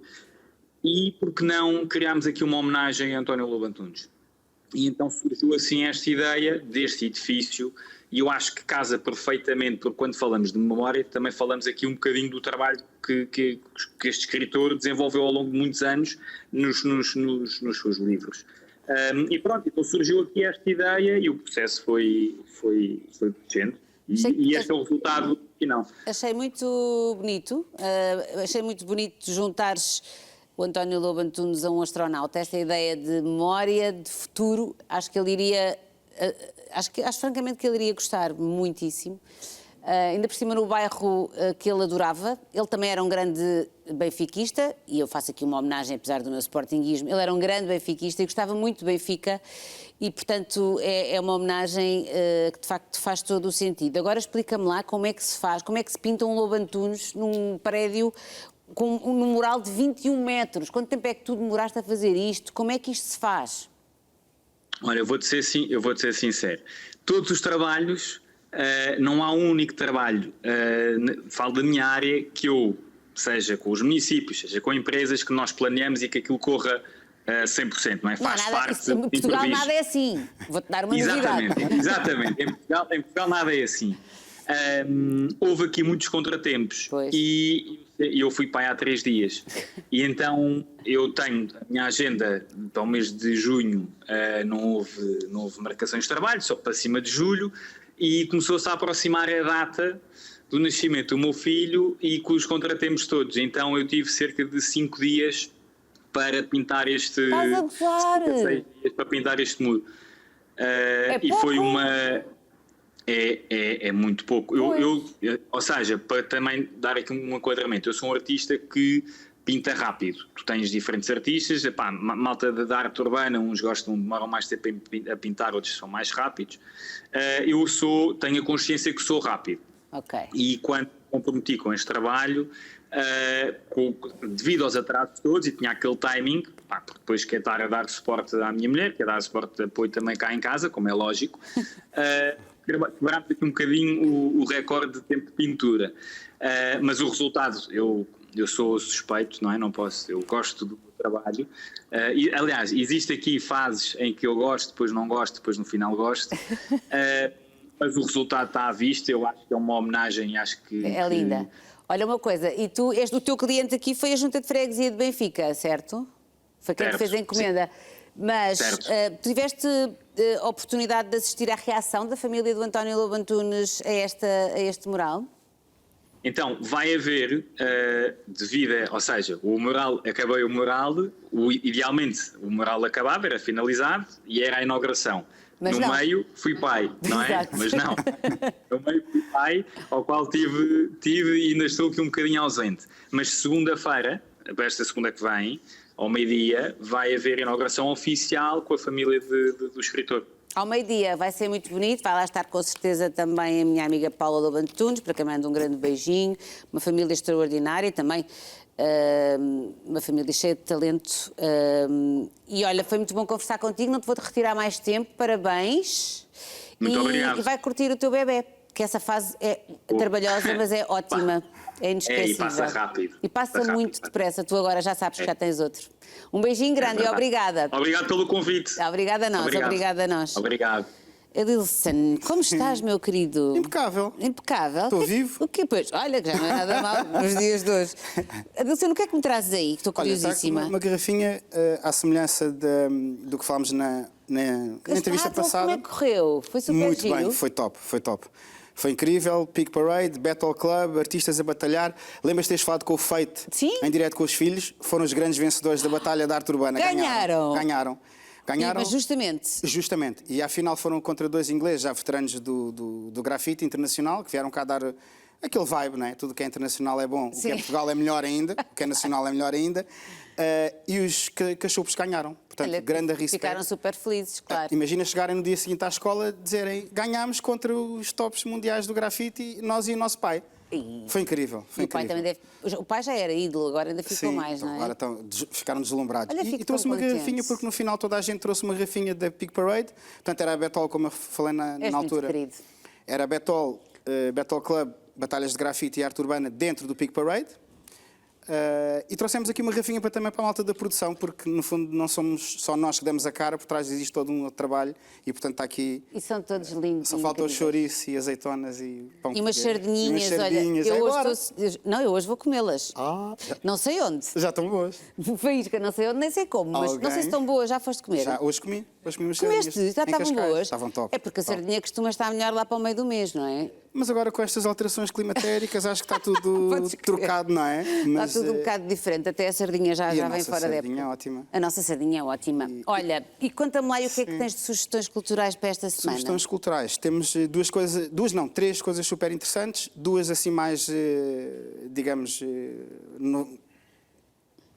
reggae, temos arte urbana e temos também uma exposição da Grada Quilomba também em Sintra, uma coisa assim um bocadinho mais séria, digamos assim. Certo. Mas então vamos começar uma a uma, vá. pela primeira, Vamos lá. que é na Galeria Because Art Matters, inaugurar amanhã com o L7 Matrix, com o Hélio Bray, dois artistas incríveis que fogem, tal como o Eddie João estava a falar, que fogem um bocado da cena da arte urbana para atingir, se calhar, outras percepções e utilizar a arte para fazer chegar, se calhar, mensagens como a extinção, problemas climatéricos. Estes dois cavalheiros vão fazer, então, uma colaboração onde eles vão ver como é que a velocidade e o movimento, que são dois elementos centrais da sua estética, podem influenciar novos artistas da arte urbana. Maravilha. Portanto, amanhã na Galeria Because Art Matters, no 8 de Marvila, a partir das 18h30. Muito bem. Também há vinhaças, portanto, Gonçalo Magalhães, um abraço e toma aí conta da malta.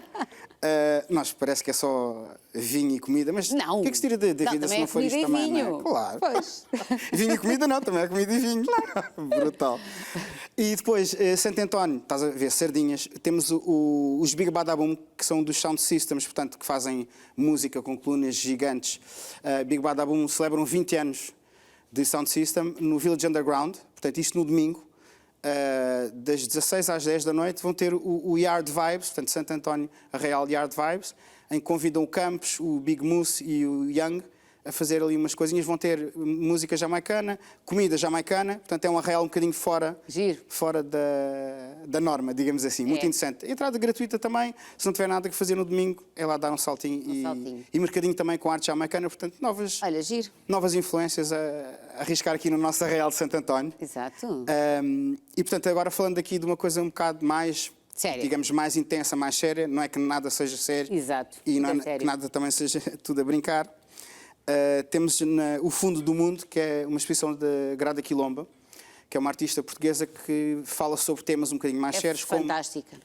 Top. Como o trauma, como o pós-colonialismo, como o racismo, como a identidade de género. E ela utiliza a performance, o vídeo, a música e a poesia para alertar sobre estas questões. E eu, como é natural do meu apanagem, trago aqui sempre uma frase final e está escrita porque eu não quero adulterar aquilo como as frases são idealizadas pelos seus autores. E então fica uma pergunta que nos desafia, que é: o que nos diria o fundo do oceano amanhã se esvaziado de água hoje? Ou seja, se amanhã o oceano ficasse seco, qual é que era a mensagem que estaria lá em baixo para nos fazer pensar o modo de vida que nós estamos a ter hoje em dia? Pois, não estaria ninguém para ler a mensagem também. Enchimos de vinho. Isso és tu que és um otimista. És tu que és um otimista. Obrigada, meu querido. Rita. Olha, foi um gosto e, portanto, muito boas sugestões para este final de semana. Muito fixe mesmo. Coisas boas a acontecer. E também gostei muito do teu amigo. Do Edis. Muito obrigado. Gosto sempre quando tu trazes amigos. Gostei muito do Edis também. E acho que há sempre histórias interessantes para contar, porque também, se me des um minutinho, a arte urbana, a arte, seja ela qual for, na verdadeira acessão da palavra, eu acho que se tiver um poder que é de fazer de megafone e ampliar a sua arte para transmitir uma mensagem, se o conseguirem fazer, eu acho que os artistas, realmente os que ultrapassam, e fica aqui se calhar a mensagem para alguns artistas upcoming, emergentes, que é, se conseguirem fazer com que a vossa arte não seja só talento, mas tenha a responsabilidade de carregar uma mensagem que possa influenciar não só as gerações que estão atualmente neste mundo, mas para as gerações vindouras é para que o façam, porque esse é que é realmente o ponto de distinção entre talento e responsabilidade. Muito bem. E, bem, eu diria mesmo que bem, eu acharia que a arte teria de ter sempre alguma mensagem mais importante do que ser só qualquer coisa de belo. Mas isso sou eu. Pronto, cada um escolhe os seus artistas. Obrigada, meu querido, beijinhos e adeus. Bom fim de semana. Um beijinho. E não abra agora a garrafa só por uma questão de educação, porque olha que te apetecia. De Lisboa, vamos apanhar o Intercidades para Viana do Castelo. É lá que está o linguista Luís Vilas Pinheira. Ele que hoje nos vai falar da influência do léxico galego e castelhano no Alto Minho. É já, na próxima paragem. Já me levaram a garrafa. Já viste isto? Olá, Luís. Olá, Rita, tudo bem? Tudo bem. Ouvi dizer que tinhas aí hoje umas pequenas, assim, umas provas para mim. Estou até um pouco curiosa. Sim, porque nós aqui no Alto Minho, como contextualizaste bem, temos muita influência do léxico da língua galega e da língua espanhola. Certo. E nós utilizamos ainda hoje muito léxico, para não falar do facto de que nós somos altamente influenciados pela cultura dos nuestros hermanos, certo. Nomeadamente no facto de o nosso comércio, não diria que é dependente dele, mas aqui na zona Valença, Cerveira, os espanhóis dominam muito aquela parte do comércio, as feiras, mesmo nas próprias muralhas de Cerveira, portanto é natural que, havendo este contacto, algumas palavras existam. Claro que hoje em dia muitos de nós temos consciência de que estamos a usar palavras que são do léxico galego e espanhol, mas eu, por exemplo, fui para a faculdade e algumas delas não fazia ideia de que eram regionalismos, ou seja, eu achava que eram coisas universais e já vamos falar sobre isso um bocadinho. Portanto, a primeira expressão que eu trago para ti é a expressão pagar em efetivo. Será que sabes o que é que significa pagar em efetivo? Espera aí que eu agora ouvi-te um bocadinho mal, mas a expressão é pagar em efetivo? Exatamente. Pagar em dinheiro? Exatamente, pagar em dinheiro, sim. Ganhei! Curiosamente, se nós formos... Ui, caiu-me o fone. Se nós formos para fora destas áreas e dissermos que vai pagar em efetivo ou em cartão, há muita gente que não consegue perceber. Ai, que giro. Mas sim, pagar em efetivo. Mas sim, olha, por acaso eu gostava que... Eu gosto muito da expressão pagar em efetivo, porque efetivamente é bom que nos paguem, não é? Exato. Continua. Há muita gente que não reconhece, sim. Mas depois, a próxima palavra é a palavra copa. Copa está dicionarizada em Portugal, mas não com este significado em específico. Os portugueses diriam que Copa é a Copa do Mundo, mas uma Copa é beber uma Copa de vinho. Exatamente, uma copa é um copo de bebida alcoólica, claro, especificamente. Portanto, nós dizemos vamos ali beber uma copa. Eu digo isso muitas vezes a brincar com as minhas amigas, vamos ali beber uma copa. Depois nunca bebemos só uma, mas pronto, isso é um detalhe. Continua. Exato, eu também nunca bebo só uma. Mas, efetivamente, ainda bem que disseste isso, porque nós, portanto, as pessoas mais escolarizadas, tendo consciência de que copa é um regionalismo, em contextos mais formais, não utilizamos. Portanto, nós vamos utilizar a expressão copa e outras em contextos mais familiares. A próxima palavra é a palavra chancla. Chancla? Ai, agora é. Sim, agora, como diria o meu amigo Cândido Costa, agora é que é. Deixa cá pensar, chancla. Sim. Chancla. Está-me a fazer lembrar uma cancela ou uma... Não tem nada a ver. Pode ser uma chiclete. Uma pastilha. Não faço ideia. Posso dar-te uma pista. Dá-me lá. É algo que serve para calçar. Então é uma soca. Não. É um chinelo. Ai, um chinelo, uma chancla. Olha, não ia lá. Sim, chinelo. Muito bem, vou passar a usar. Nós usamos muito a expressão chancla, mais uma vez, depende do contexto, logicamente, mas nós usamos muito a expressão chancla, por exemplo, quando um amigo nosso aparece assim com um chinelo novo, nós dizemos, estás com uma chancla. Portanto, sim, olha uma coisa, assim isso vem do galego ou do castelhano? Eu creio que ambos dizem. Sei que no castelhano se diz, no galego diz-se, mas o galego está com muita influência lexical do castelhano, portanto é possível que eles também digam chancla no galego. Aí, olha, vou usar tanto, nem imaginas. Grande chancla que aí está. Vai ficar tudo sem perceber o que é que eu estou a dizer. Gosto muito. Continua. E estamos na época delas, não é? Pois estamos. Das sardinhas e das chanclas. Exato. A próxima expressão, a próxima palavra é a palavra agobiado. Agobiado deve ser tipo agoniado, estou mal disposto, estou com vontade de vomitar. É isso? Exatamente. Ou atrapalhado, ou assim com um aperto no peito, porque assim, alguma coisa aconteceu. Angustiado é uma mistura de angustiado com agoniado. Pode ser isso. Só que é agobiado. Talvez. Agobiado, exatamente. Utilizamos muito. É uma das expressões que eu achava que eram mesmo portuguesas antes de ir para a universidade e não está dicionarizada no dicionário da língua portuguesa. Portanto, é mesmo um regionalismo que nós usamos por influência. Depois, esta palavra, e eu gosto especialmente dela, é a palavra hóstia. Sabes o que é uma hóstia, Rita? Hóstia? Sim, exato. Não é? Eu já ouvi isto, que eu tenho amigas galegas. Levas uma hóstia, levas uma... Não é? Levas uma palmadinha, uma chapada? Exatamente. A palavra hóstia pode significar muita coisa. Está dicionarizada em português, portanto, em português significa... portanto, o pão que se come na missa? O pão que se come na missa, exatamente, ou mesmo para fazer alguns doces conventuais, por exemplo. Mas a palavra hóstia serve também, para além desse significado que disseste de ser uma bufetada, serve também de interjeição. Portanto, quando, em vez de dizermos um palavrão, nomeadamente começado por F, nós aqui dizemos muitas vezes a palavra hóstia. Há pessoas que, pelo significado sagrado da palavra hóstia, chegam mesmo a considerar hóstia um palavrão. Nomeadamente aqui velhinhos não gostam muito de ouvir os mais novos a dizer hóstia. Pois. Esta palavra é muito particular porque eu quando fui para o Porto usava muitas vezes como interjeição até ser perguntado o porquê de utilizar e eu achava mesmo que era universal, que toda a gente usava a palavra hóstia. Dá-me um exemplo de uma frase em que tu uses isso. Que calor, hóstia. Ok.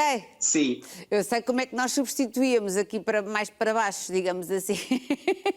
Mas é giro. Sim, aqui também. Sim. Mas é interessante que mesmo no Porto, que é tão próximo de nós, eles não reconhecem esta expressão da palavra hóstia. E pronto, e esse exemplo da frase que te dei, portanto, nós utilizamos para substituir um palavrão. Mas mesmo assim há muita gente que considera... Estou a adorar este jogo. Podes continuar, não sei se tens mais, mas estou a adorar. Não tenho mais. Apenas quero fazer aqui apenas quero fazer aqui um pequeno reparo, fazer aqui duas referências às palavras adonde e donde. Portanto, adonde é sinónimo de aonde. Portanto, em português europeu padrão, nós teríamos a distinção entre onde e aonde. Onde estás, portanto, em que lugar estás, e aonde vais, a que lugar vais. Nós muitas vezes substituímos este aonde por adonde. Eu até achava que aonde que era um erro daqueles, estou sempre a corrigir toda a gente, quer dizer, eu não corrijo, mas os meus filhos, por exemplo, se disserem aonde, eu digo lá, não é aonde, é onde. Não, aonde é aceito pela norma culta também, pela norma padrão, existe e está. Olha, e é aceito. Estamos sempre a aprender. Exato, significa a que lugar. Aonde? Portanto, Pois claro, com certeza. Claro que pode já. E escrito soa-me, já o consigo reconhecer. Dito, não, já me causa um bocadinho de urticária. Mas se tu dizes que a norma culta aceita, está já arrematado. Olha, mas vocês usam adonde? Sim, muitas vezes usamos adonde e donde, por exemplo, perguntar de onde és em vez de onde és. Portanto, ele vem de onde. Nós usamos muitas vezes e também estão as duas dicionarizadas, reconhecidas como regionalismos, atenção, ou como informais, mas por causa devido a esta influência do galego e do castelhano, nós acentuamos ainda mais o uso e usamos muitas vezes. Muito bem, olha, adorei, foi tão giro. Gostaste? Foi giro, não foi? Ficaste surpreendido de eu saber algumas coisas destas? Eu fiquei, por acaso. Eu, por acaso, quando me convidaram e quando eu disse o tema, eu disse que era giro fazer isto à Rita, eu pensei, não, a Rita lê A Rita é culta e de certeza que ela percebe espanhol, portanto ela vai perceber algumas. Não, mas pronto, mas olha... Mas pronto, parabéns. Mas perdi ali nas chanclas. É chanclas, não é? As chanclas. Sim, as chanclas. Sim. Já aprendi. Um beijinho enorme, Luís. Gostei imenso de te ver. Obrigada, Rita. Volta Obrigada, sempre. até Um à beijinho próxima. grande. Obrigado. Ora bem, e na próxima paragem tenho à minha espera um amigo e ator, mas ele podia falar de muitas coisas, mas eu hoje quero que ele fale de viagens, porque ele tem esta sorte, não é sorte, é um destino que ele também construiu. As viagens tornaram-se uma prioridade para o Ângelo Rodrigues e é com ele que eu vou conversar. Mas antes, vejam algumas imagens de uma das viagens que ele considera mais extraordinárias que fez, do Iron Train, um documentário que ele depois até realizou na Mauritânia e que já apresentou este ano. Veja.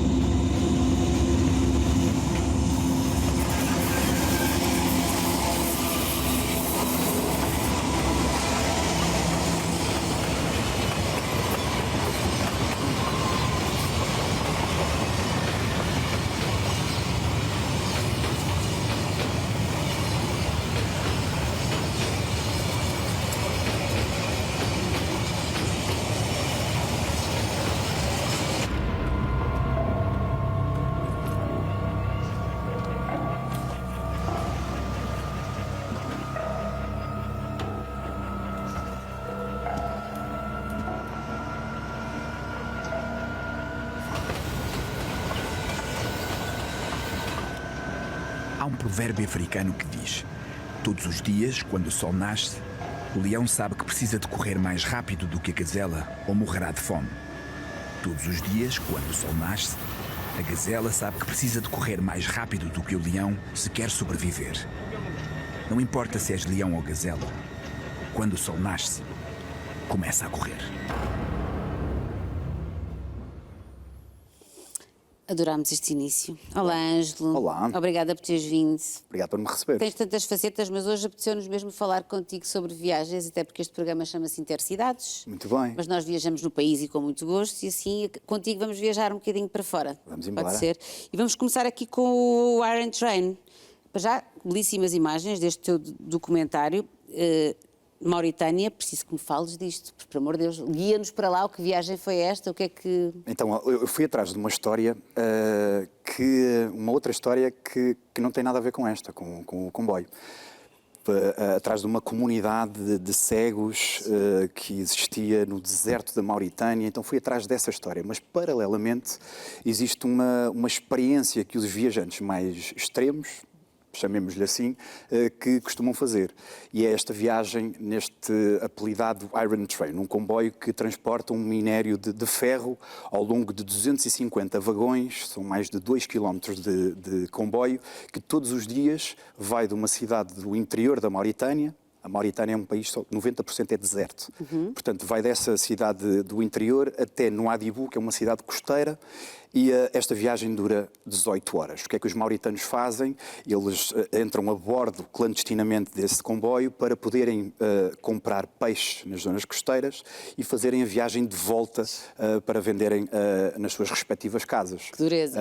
E eu quis perceber um pouco mais dessa realidade, porque a verdade é que eu venho de uma família ligada ao peixe. A minha avó era conhecida como a Tia Maria de Espinho, de canastra à cabeça, que vendia o peixe que o meu avô ia buscar ao mar porque era pescador também.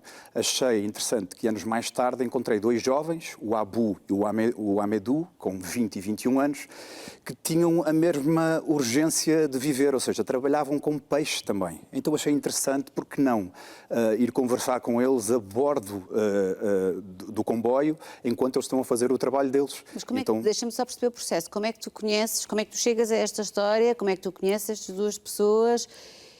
Já tinhas em ti a tua própria história, a tua avó, o teu avô, certo. Mas deve haver um momento em que tu encontras estas pessoas e pensas, espera aí, eu tenho que contar isto, como é que isto aconteceu? Sim, eu já sabia que queria contar a história, não sabia quem seriam as minhas personagens, isso eu não conseguia fazê-lo à distância, uma vez que é um país, para que se perceba, é um país que quase não recebe turismo. Visitantes, exato. Eles recebem, há 2 anos, acho que foram 4.000 pessoas no ano, e a maior parte do turismo vai fazer esta experiência neste comboio. Então, foi através de um fixer, ou seja, um produtor de locais que tinha dupla função. Ia ser o nosso tour guide, levava-nos aos lugares que nós queríamos e, no fundo, virou o nosso assistente de produção deste documentário. Ou seja, levou-nos ao lugar onde partia o comboio e, portanto, havia um mercado onde vendiam peixe e nós fomos conversando com as pessoas para ver quem é que tinha disponibilidade para fazer essa viagem ou quem iria partir nessa viagem num futuro próximo. Então esta viagem aqui esteve praticamente para não acontecer, porque nós chegámos lá no dia certo, na hora certa, o comboio partia antes do pôr do sol e nós não conseguimos fechar com ninguém.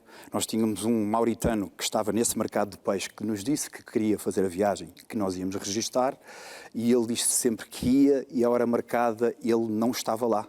E foi um sangue frio que eu tive com o Zé, o meu diretor de fotografia, que foi, vamos esperar mais um dia, porque não viemos para esta viagem para fazer isto sozinhos. Então, aguardámos mais um dia, que ainda tínhamos margem, e no dia seguinte encontramos estes 2 jovens que se disponibilizaram a fazer a viagem tranquilamente. Mas a questão é, como tu explicaste no início, portanto, esta viagem não é uma necessidade da população. Porque é que estava a ser tão difícil tu encontrares pessoas que fizessem essa viagem? Porque elas não queriam prescindir de um dia de trabalho para fazer um documentário. Ou o que nós lhes íamos pagar, que era uma coisa simbólica, não nos cobriria o dia de peixe que não iam vender. E então, inicialmente, nós tínhamos pensado até em pessoas mais velhas, sei lá, um sexagenário a fazer isso, por causa da força das rugas e tal, e tínhamos essa ideia. Mas depois começamos a perceber que toda a gente nos dizia que não, e a Mauritânia especificamente foi um país que nos deixou muito inquietos. Então? Durante toda a permanência, nós tivemos 3 semanas na Mauritânia, nunca tivemos um país onde todas as pessoas a quem nós apontávamos uma câmara ou onde quiséssemos filmar, éramos barrados automaticamente, as pessoas fugiam de nós e mais, primeiro país que eu viajei, onde as crianças afastavam-se da câmara, fugiam, corriam. Se calhar são mais inteligentes do que nós pensamos, mais sábios do que nós pensamos. Procurei explicação, porque isso deixou-nos muito... Sim, é uma inquietação, é estranho. Porque geralmente as crianças gostam muito de se ver no ecrã e etc. É uma coisa muito universal, por mais remoto que seja o lugar. Neste caso, não. Acredito que tenha que ver com a religião, que eles são a República Islâmica da Mauritânia, vivem o islamismo de uma forma muito extrema e acredito que tudo o que seja câmaras, coisas que eles não controlem, em que são pessoas brancas que as têm, podem confundir com, talvez é um americano a querer informações. Então eu acho que eles desde novos são habituados a deixar de parte. Mas sim, foi difícil porque, imagina, tu que percebes, e estás dentro deste meio, percebes que a reperagem, não é? Nós temos que ver os lugares onde eu queria gravar e tal. Eu fiz isso tudo à distância, para depois perceber lá que eu não conseguia filmar em lugar nenhum, porque era uma questão de 10 minutos até haver dentro do local informantes que depois vinha a polícia a pedir o permit. Tem permit para filmar? Não. Então vão ter que sair daqui. Então muitas destas imagens são registadas clandestinamente, porque de outra forma não conseguiria contar esta história. Foi difícil. Essa se calhar foi a parte mais difícil da viagem. Sim. Sentimos que estávamos num país Muito fechado. É fechado, quase que como se não quisessem que nós estivéssemos lá. Sim. Imagina, eu fiz entrevistas aos meus protagonistas, ao Abu e ao Amedou, num lugar que estava proibido de ser filmado, era ao lado de uma base militar, o que é, e a polícia disse, ok, vocês podem ficar aí durante 10 minutos a entrevistá-los. Ok, vamos entrevistá-los em 10 minutos. Passado 7 minutos, ele já estava lá, então, já foi. Acabámos a entrevista e ele diz, ok, eu agora quero ver integralmente toda a entrevista. E então era ele de pé a olhar para um monitor, a ver tudo, a ver se estava tudo ok, e depois chega no final, vira-se para nós e diz, erase it, all. Eu em pânico, tipo, no último dia que tinha feito a entrevista que daria para a espinha dorsal para contar o documentário, íamos ficar sem nada. O meu diretor de fotografia teve um coração, o sangue frio de apenas desligou um cabo e dizia lá, no input. E dissemos, já apagámos. E ele, como não sabia falar inglês, ok, apagaram e ficámos com as imagens. Mas tu quando foste para lá não sabias? Ninguém te disse que era assim? Tão difícil, não. Sabia que era... portanto, esta viagem é permitida do comboio. Os mauritanos estão autorizados a fazer essa viagem, não lhes cobram. Mas como ao longo dos anos começaram muitos turistas a fazer essa viagem, eles começaram a proibir isso para estrangeiros. E então nós tínhamos essa condicionante de que poderíamos ser apanhados pela polícia.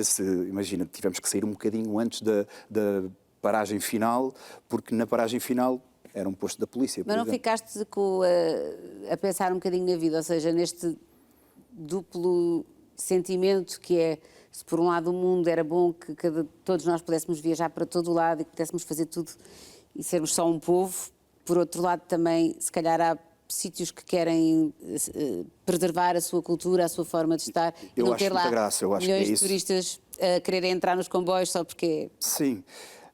Entendo, sim, que pode soar a aproveitamento ou do exotismo da coisa, não é? Mas também criar muralhas à volta do país... Claro, eu não estou a defender uma coisa nem outra, estou só a tentar... Eu ficaria a pensar nas duas questões, não é? Claro, mas eu acredito que, por exemplo, com este documentário, mais pessoas vão querer ir ao país do que não vão. Entende? Mas se calhar eles não querem. Para este tipo de turismo específico, não, mas sim, são mesmo muito fechados. Olha, e outras viagens que tu tenhas feito ultimamente, ou mesmo que não seja ultimamente, que sejam aquelas viagens que tu sabes que são da tua vida, nunca mais vais esquecer? Quanto tempo é que tens? Porque o Ângelo faz uma coisa que eu acho muito admirável, mas tu podes explicar melhor do que ninguém, que é, tu basicamente trabalhas para viajar, não é? Sim. Foi uma opção de vida. Sim, mas o que inicialmente era uma vã tentativa de conhecer outras culturas e tal, eu comecei a profissionalizar esse desejo. Então, algumas viagens eu faço-as com um propósito de fazer voluntariado, que também acaba por ser uma desculpa para eu me deslocar por um tempo determinado, por um tempo longo para um lugar, para conhecer de facto por dentro a cultura desse país. Então acaba por ser uma desculpa. Então, todas as viagens, todos os países onde eu fiz voluntariado são países muito especiais para mim. Claro. Nepal, Camboja, Moçambique e Brasil. Foram os 4 países onde eu já fiz voluntariado. Sei que temos Camboja e Nepal, sei que temos elefantes no Camboja e como elefantes são sempre prioritários para mim, vamos ter que ver um bocadinho dessas imagens e tu falares-me, e tu podes falar um bocadinho do Camboja então. Ok, aqui estamos a ver, eram os meus alunos em Moçambique. Isto é em Moçambique, certo. Vamos já pôr as imagens do Camboja. Mas podes começar a falar do Camboja. Começa a falar do Camboja. O Camboja faz parte de uma viagem de 5 meses que eu quis fazer. Eu queria fazer queria deslocar-me para lugares do mundo recônditos, onde as pessoas geralmente olham para elas... Confirmas? Sim, aqui é Camboja, exatamente. Pronto, eu posso narrar estas imagens. Narra, olha, isso é giro. Isto é o Elephant Valley Project. Faz parte de uma ONG que trabalha no Camboja, na zona norte, numa zona chamada Mondulkiri, onde é uma reserva que tem mais de 600 elefantes em liberdade. Então, esta ONG especificamente dedica-se a retirar elefantes de ambientes tóxicos, ou seja, no Camboja, como há muitos elefantes, muitos deles trabalham ou em circos, ou mesmo servem como transporte escolar. Como na Tailândia, de resto, que já estão a fazer essa adaptação agora. Continua. E então, mas para além disso, é usado como animal doméstico, por exemplo, para ir à caça, para ir fazer uma série de coisas. E esta ONG o que é que faz? Ele, tal como os jogadores de futebol,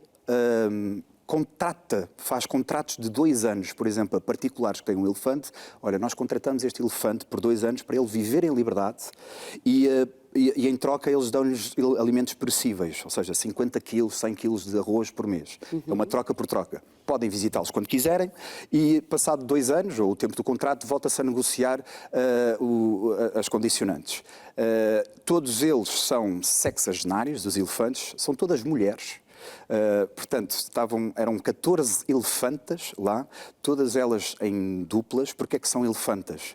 Porque o animal, o elefante, é muito imprevisível e nunca pode estar em par, tem que estar sempre sozinho. E as mulheres, quando estão... um bom paralelismo, não é? E as mulheres, quando estão juntas, são mais calmas, não querem guerras com ninguém, não é? É verdade. Até noutras espécies se verifica isso.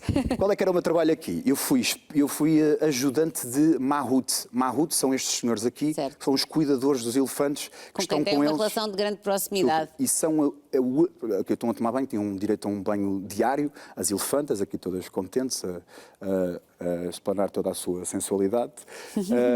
E o meu trabalho, portanto, enquanto ajudante de Mahout, eu não estava autorizado a tocar nos elefantes. Eu queria mesmo ir para um santuário como deve ser. Certo.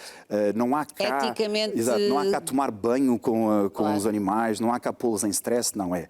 Deixá-los viver confortavelmente no último terço da vida deles, livremente. Depois de terem passado por tanto, não é? Exato. Por terem sido tão explorados. A casa do artista das elefantas, Exato. Do Camboja. E então, o meu trabalho era ajudá-los com todos os supplies, portanto, todos os mantimentos que eles precisavam. Comiam cerca de 180 quilos por dia. Uma coisa pouca. Exato. Estão 18 horas, tal como nós humanos, estão 18 horas por dia acordados. E eu, ajudava a transportar batata doce, canas de açúcar, bananas, e uma vez por semana fazia as medições de vários parâmetros, que era para perceber se elas estavam a ter alguma infecção, se estavam a viver com qualidade. E no processo eu conversava com os Mahouts, entrevistei-os também. Portanto, isto fez parte de uma viagem grande que eu realizei entrevistas em 3 países diferentes, Nepal, Camboja e Tailândia, em 3 lugares mesmo recônditos, porque o meu grande objetivo era cruzar estas histórias todas num grande documentário. Isso não deu certo. Não deu certo. Vamos ver aqui o Nepal e depois já explicas porque é que não deu certo. Que maravilha. Eu lembro muito bem, não das imagens tanto, mas de algumas fotografias tuas e dos teus relatos no Facebook. Muito bem escritos, por sinal. Conta-me lá. Esta viagem foi exatamente antes da experiência com os elefantes no Camboja. Portanto, esta era a minha segunda paragem. Depois do Alasca, eu viajei diretamente para o Nepal para começar a minha nova função como professor de inglês, que era a única forma deste mosteiro budista de aceitar voluntários. Mas esse não era o meu objetivo. Eu tinha um sonho, namorava com esta ideia há imenso tempo. Gostava de ver monges a ter contacto com o teatro. Só que eles não iam aceitar um encenador ou um professor de teatro. Então eu fui camuflado como professor de inglês. Como atores, certo? E eles foram começando a perceber o que é que eu fazia profissionalmente. Houve ali um jogo de sedução mútua de professor e alunos. Quando eu conquistei a confiança deles, passado 3, 4 semanas, surgiu a ideia, olha, eu gostava de fazer convosco um espetáculo de teatro criado de raiz, escrito por nós. Mas aí não estavas a filmar, estavas só a trabalhar com eles. Sim, sempre. E aí é que começámos o processo dos ensaios e só na última semana é que eu contrato um diretor de fotografia que veio de Portugal diretamente para o Nepal, que durante uma semana registou o nosso processo das aulas até ao espetáculo final. Isso sim vai ser um documentário que este ano deve ver a luz do dia, chama-se A Heresia da Separatividade, que inicialmente tinha os tais 3 países, e depois optei por ficar apenas com a história do Nepal, que acho que é a mais tocante. Portanto, eu tinha 3 turmas. Era uma turma de miúdos de 12 aos 14 anos e 2 turmas de miúdos mais velhos, dos 15 aos 18. E com eles fui fazendo os ensaios para o tal espetáculo final. enquanto fazia entrevistas em vários momentos, para perceber quais é que são as visões dele de amor, união, religião. Vais ter que ver o documentário. Eu vou ver, mas eu gostava de perceber se tu, no meio daqui temos um minuto apenas, mas se tu tiveste muitos momentos em que ficaste... Que é aqueles momentos da vida que nós não esquecemos, que é quando alguém nos diz alguma coisa e nós... Ok. Tiveste? Sim, tenho muitas cartas que eles no último dia me escreveram, que eu só tive tempo de ir ao meu quarto lá no mosteiro. Nós vivemos 2 meses uns com os outros, sem nunca ter saído lá. Que eu fui ao meu quarto ler as cartas e desabei, não é? Comecei a chorar e ter, sabes, tenho a imagem muito gravada na minha cabeça de estar a ir embora e ver, sabes, aquelas túnicas todas cor de vinho e os meus alunos todos a dizer assim adeus ao longe. São coisas irrepetíveis que ficam em nós, não é? Sim, eu acho que tu és feliz mesmo é viajar pelo mundo. Eu acho que é isso. Daquilo do pouco que já te conheço, acho que é isso. Ângela, obrigada por teres partilhado um bocadinho destas tuas vivências. Quando é que estreia o documentário? Não sabemos ainda, porque vai seguir o curso de festivais e vamos ver. Muito bem. Vamos ver o que é que depois avisa. Claro, com certeza. Quero muito ver. Nós não voltamos amanhã, voltamos na segunda-feira, mas não estaremos aqui, estaremos na Feira Nacional da Agricultura, no CNEMA, em Santarém.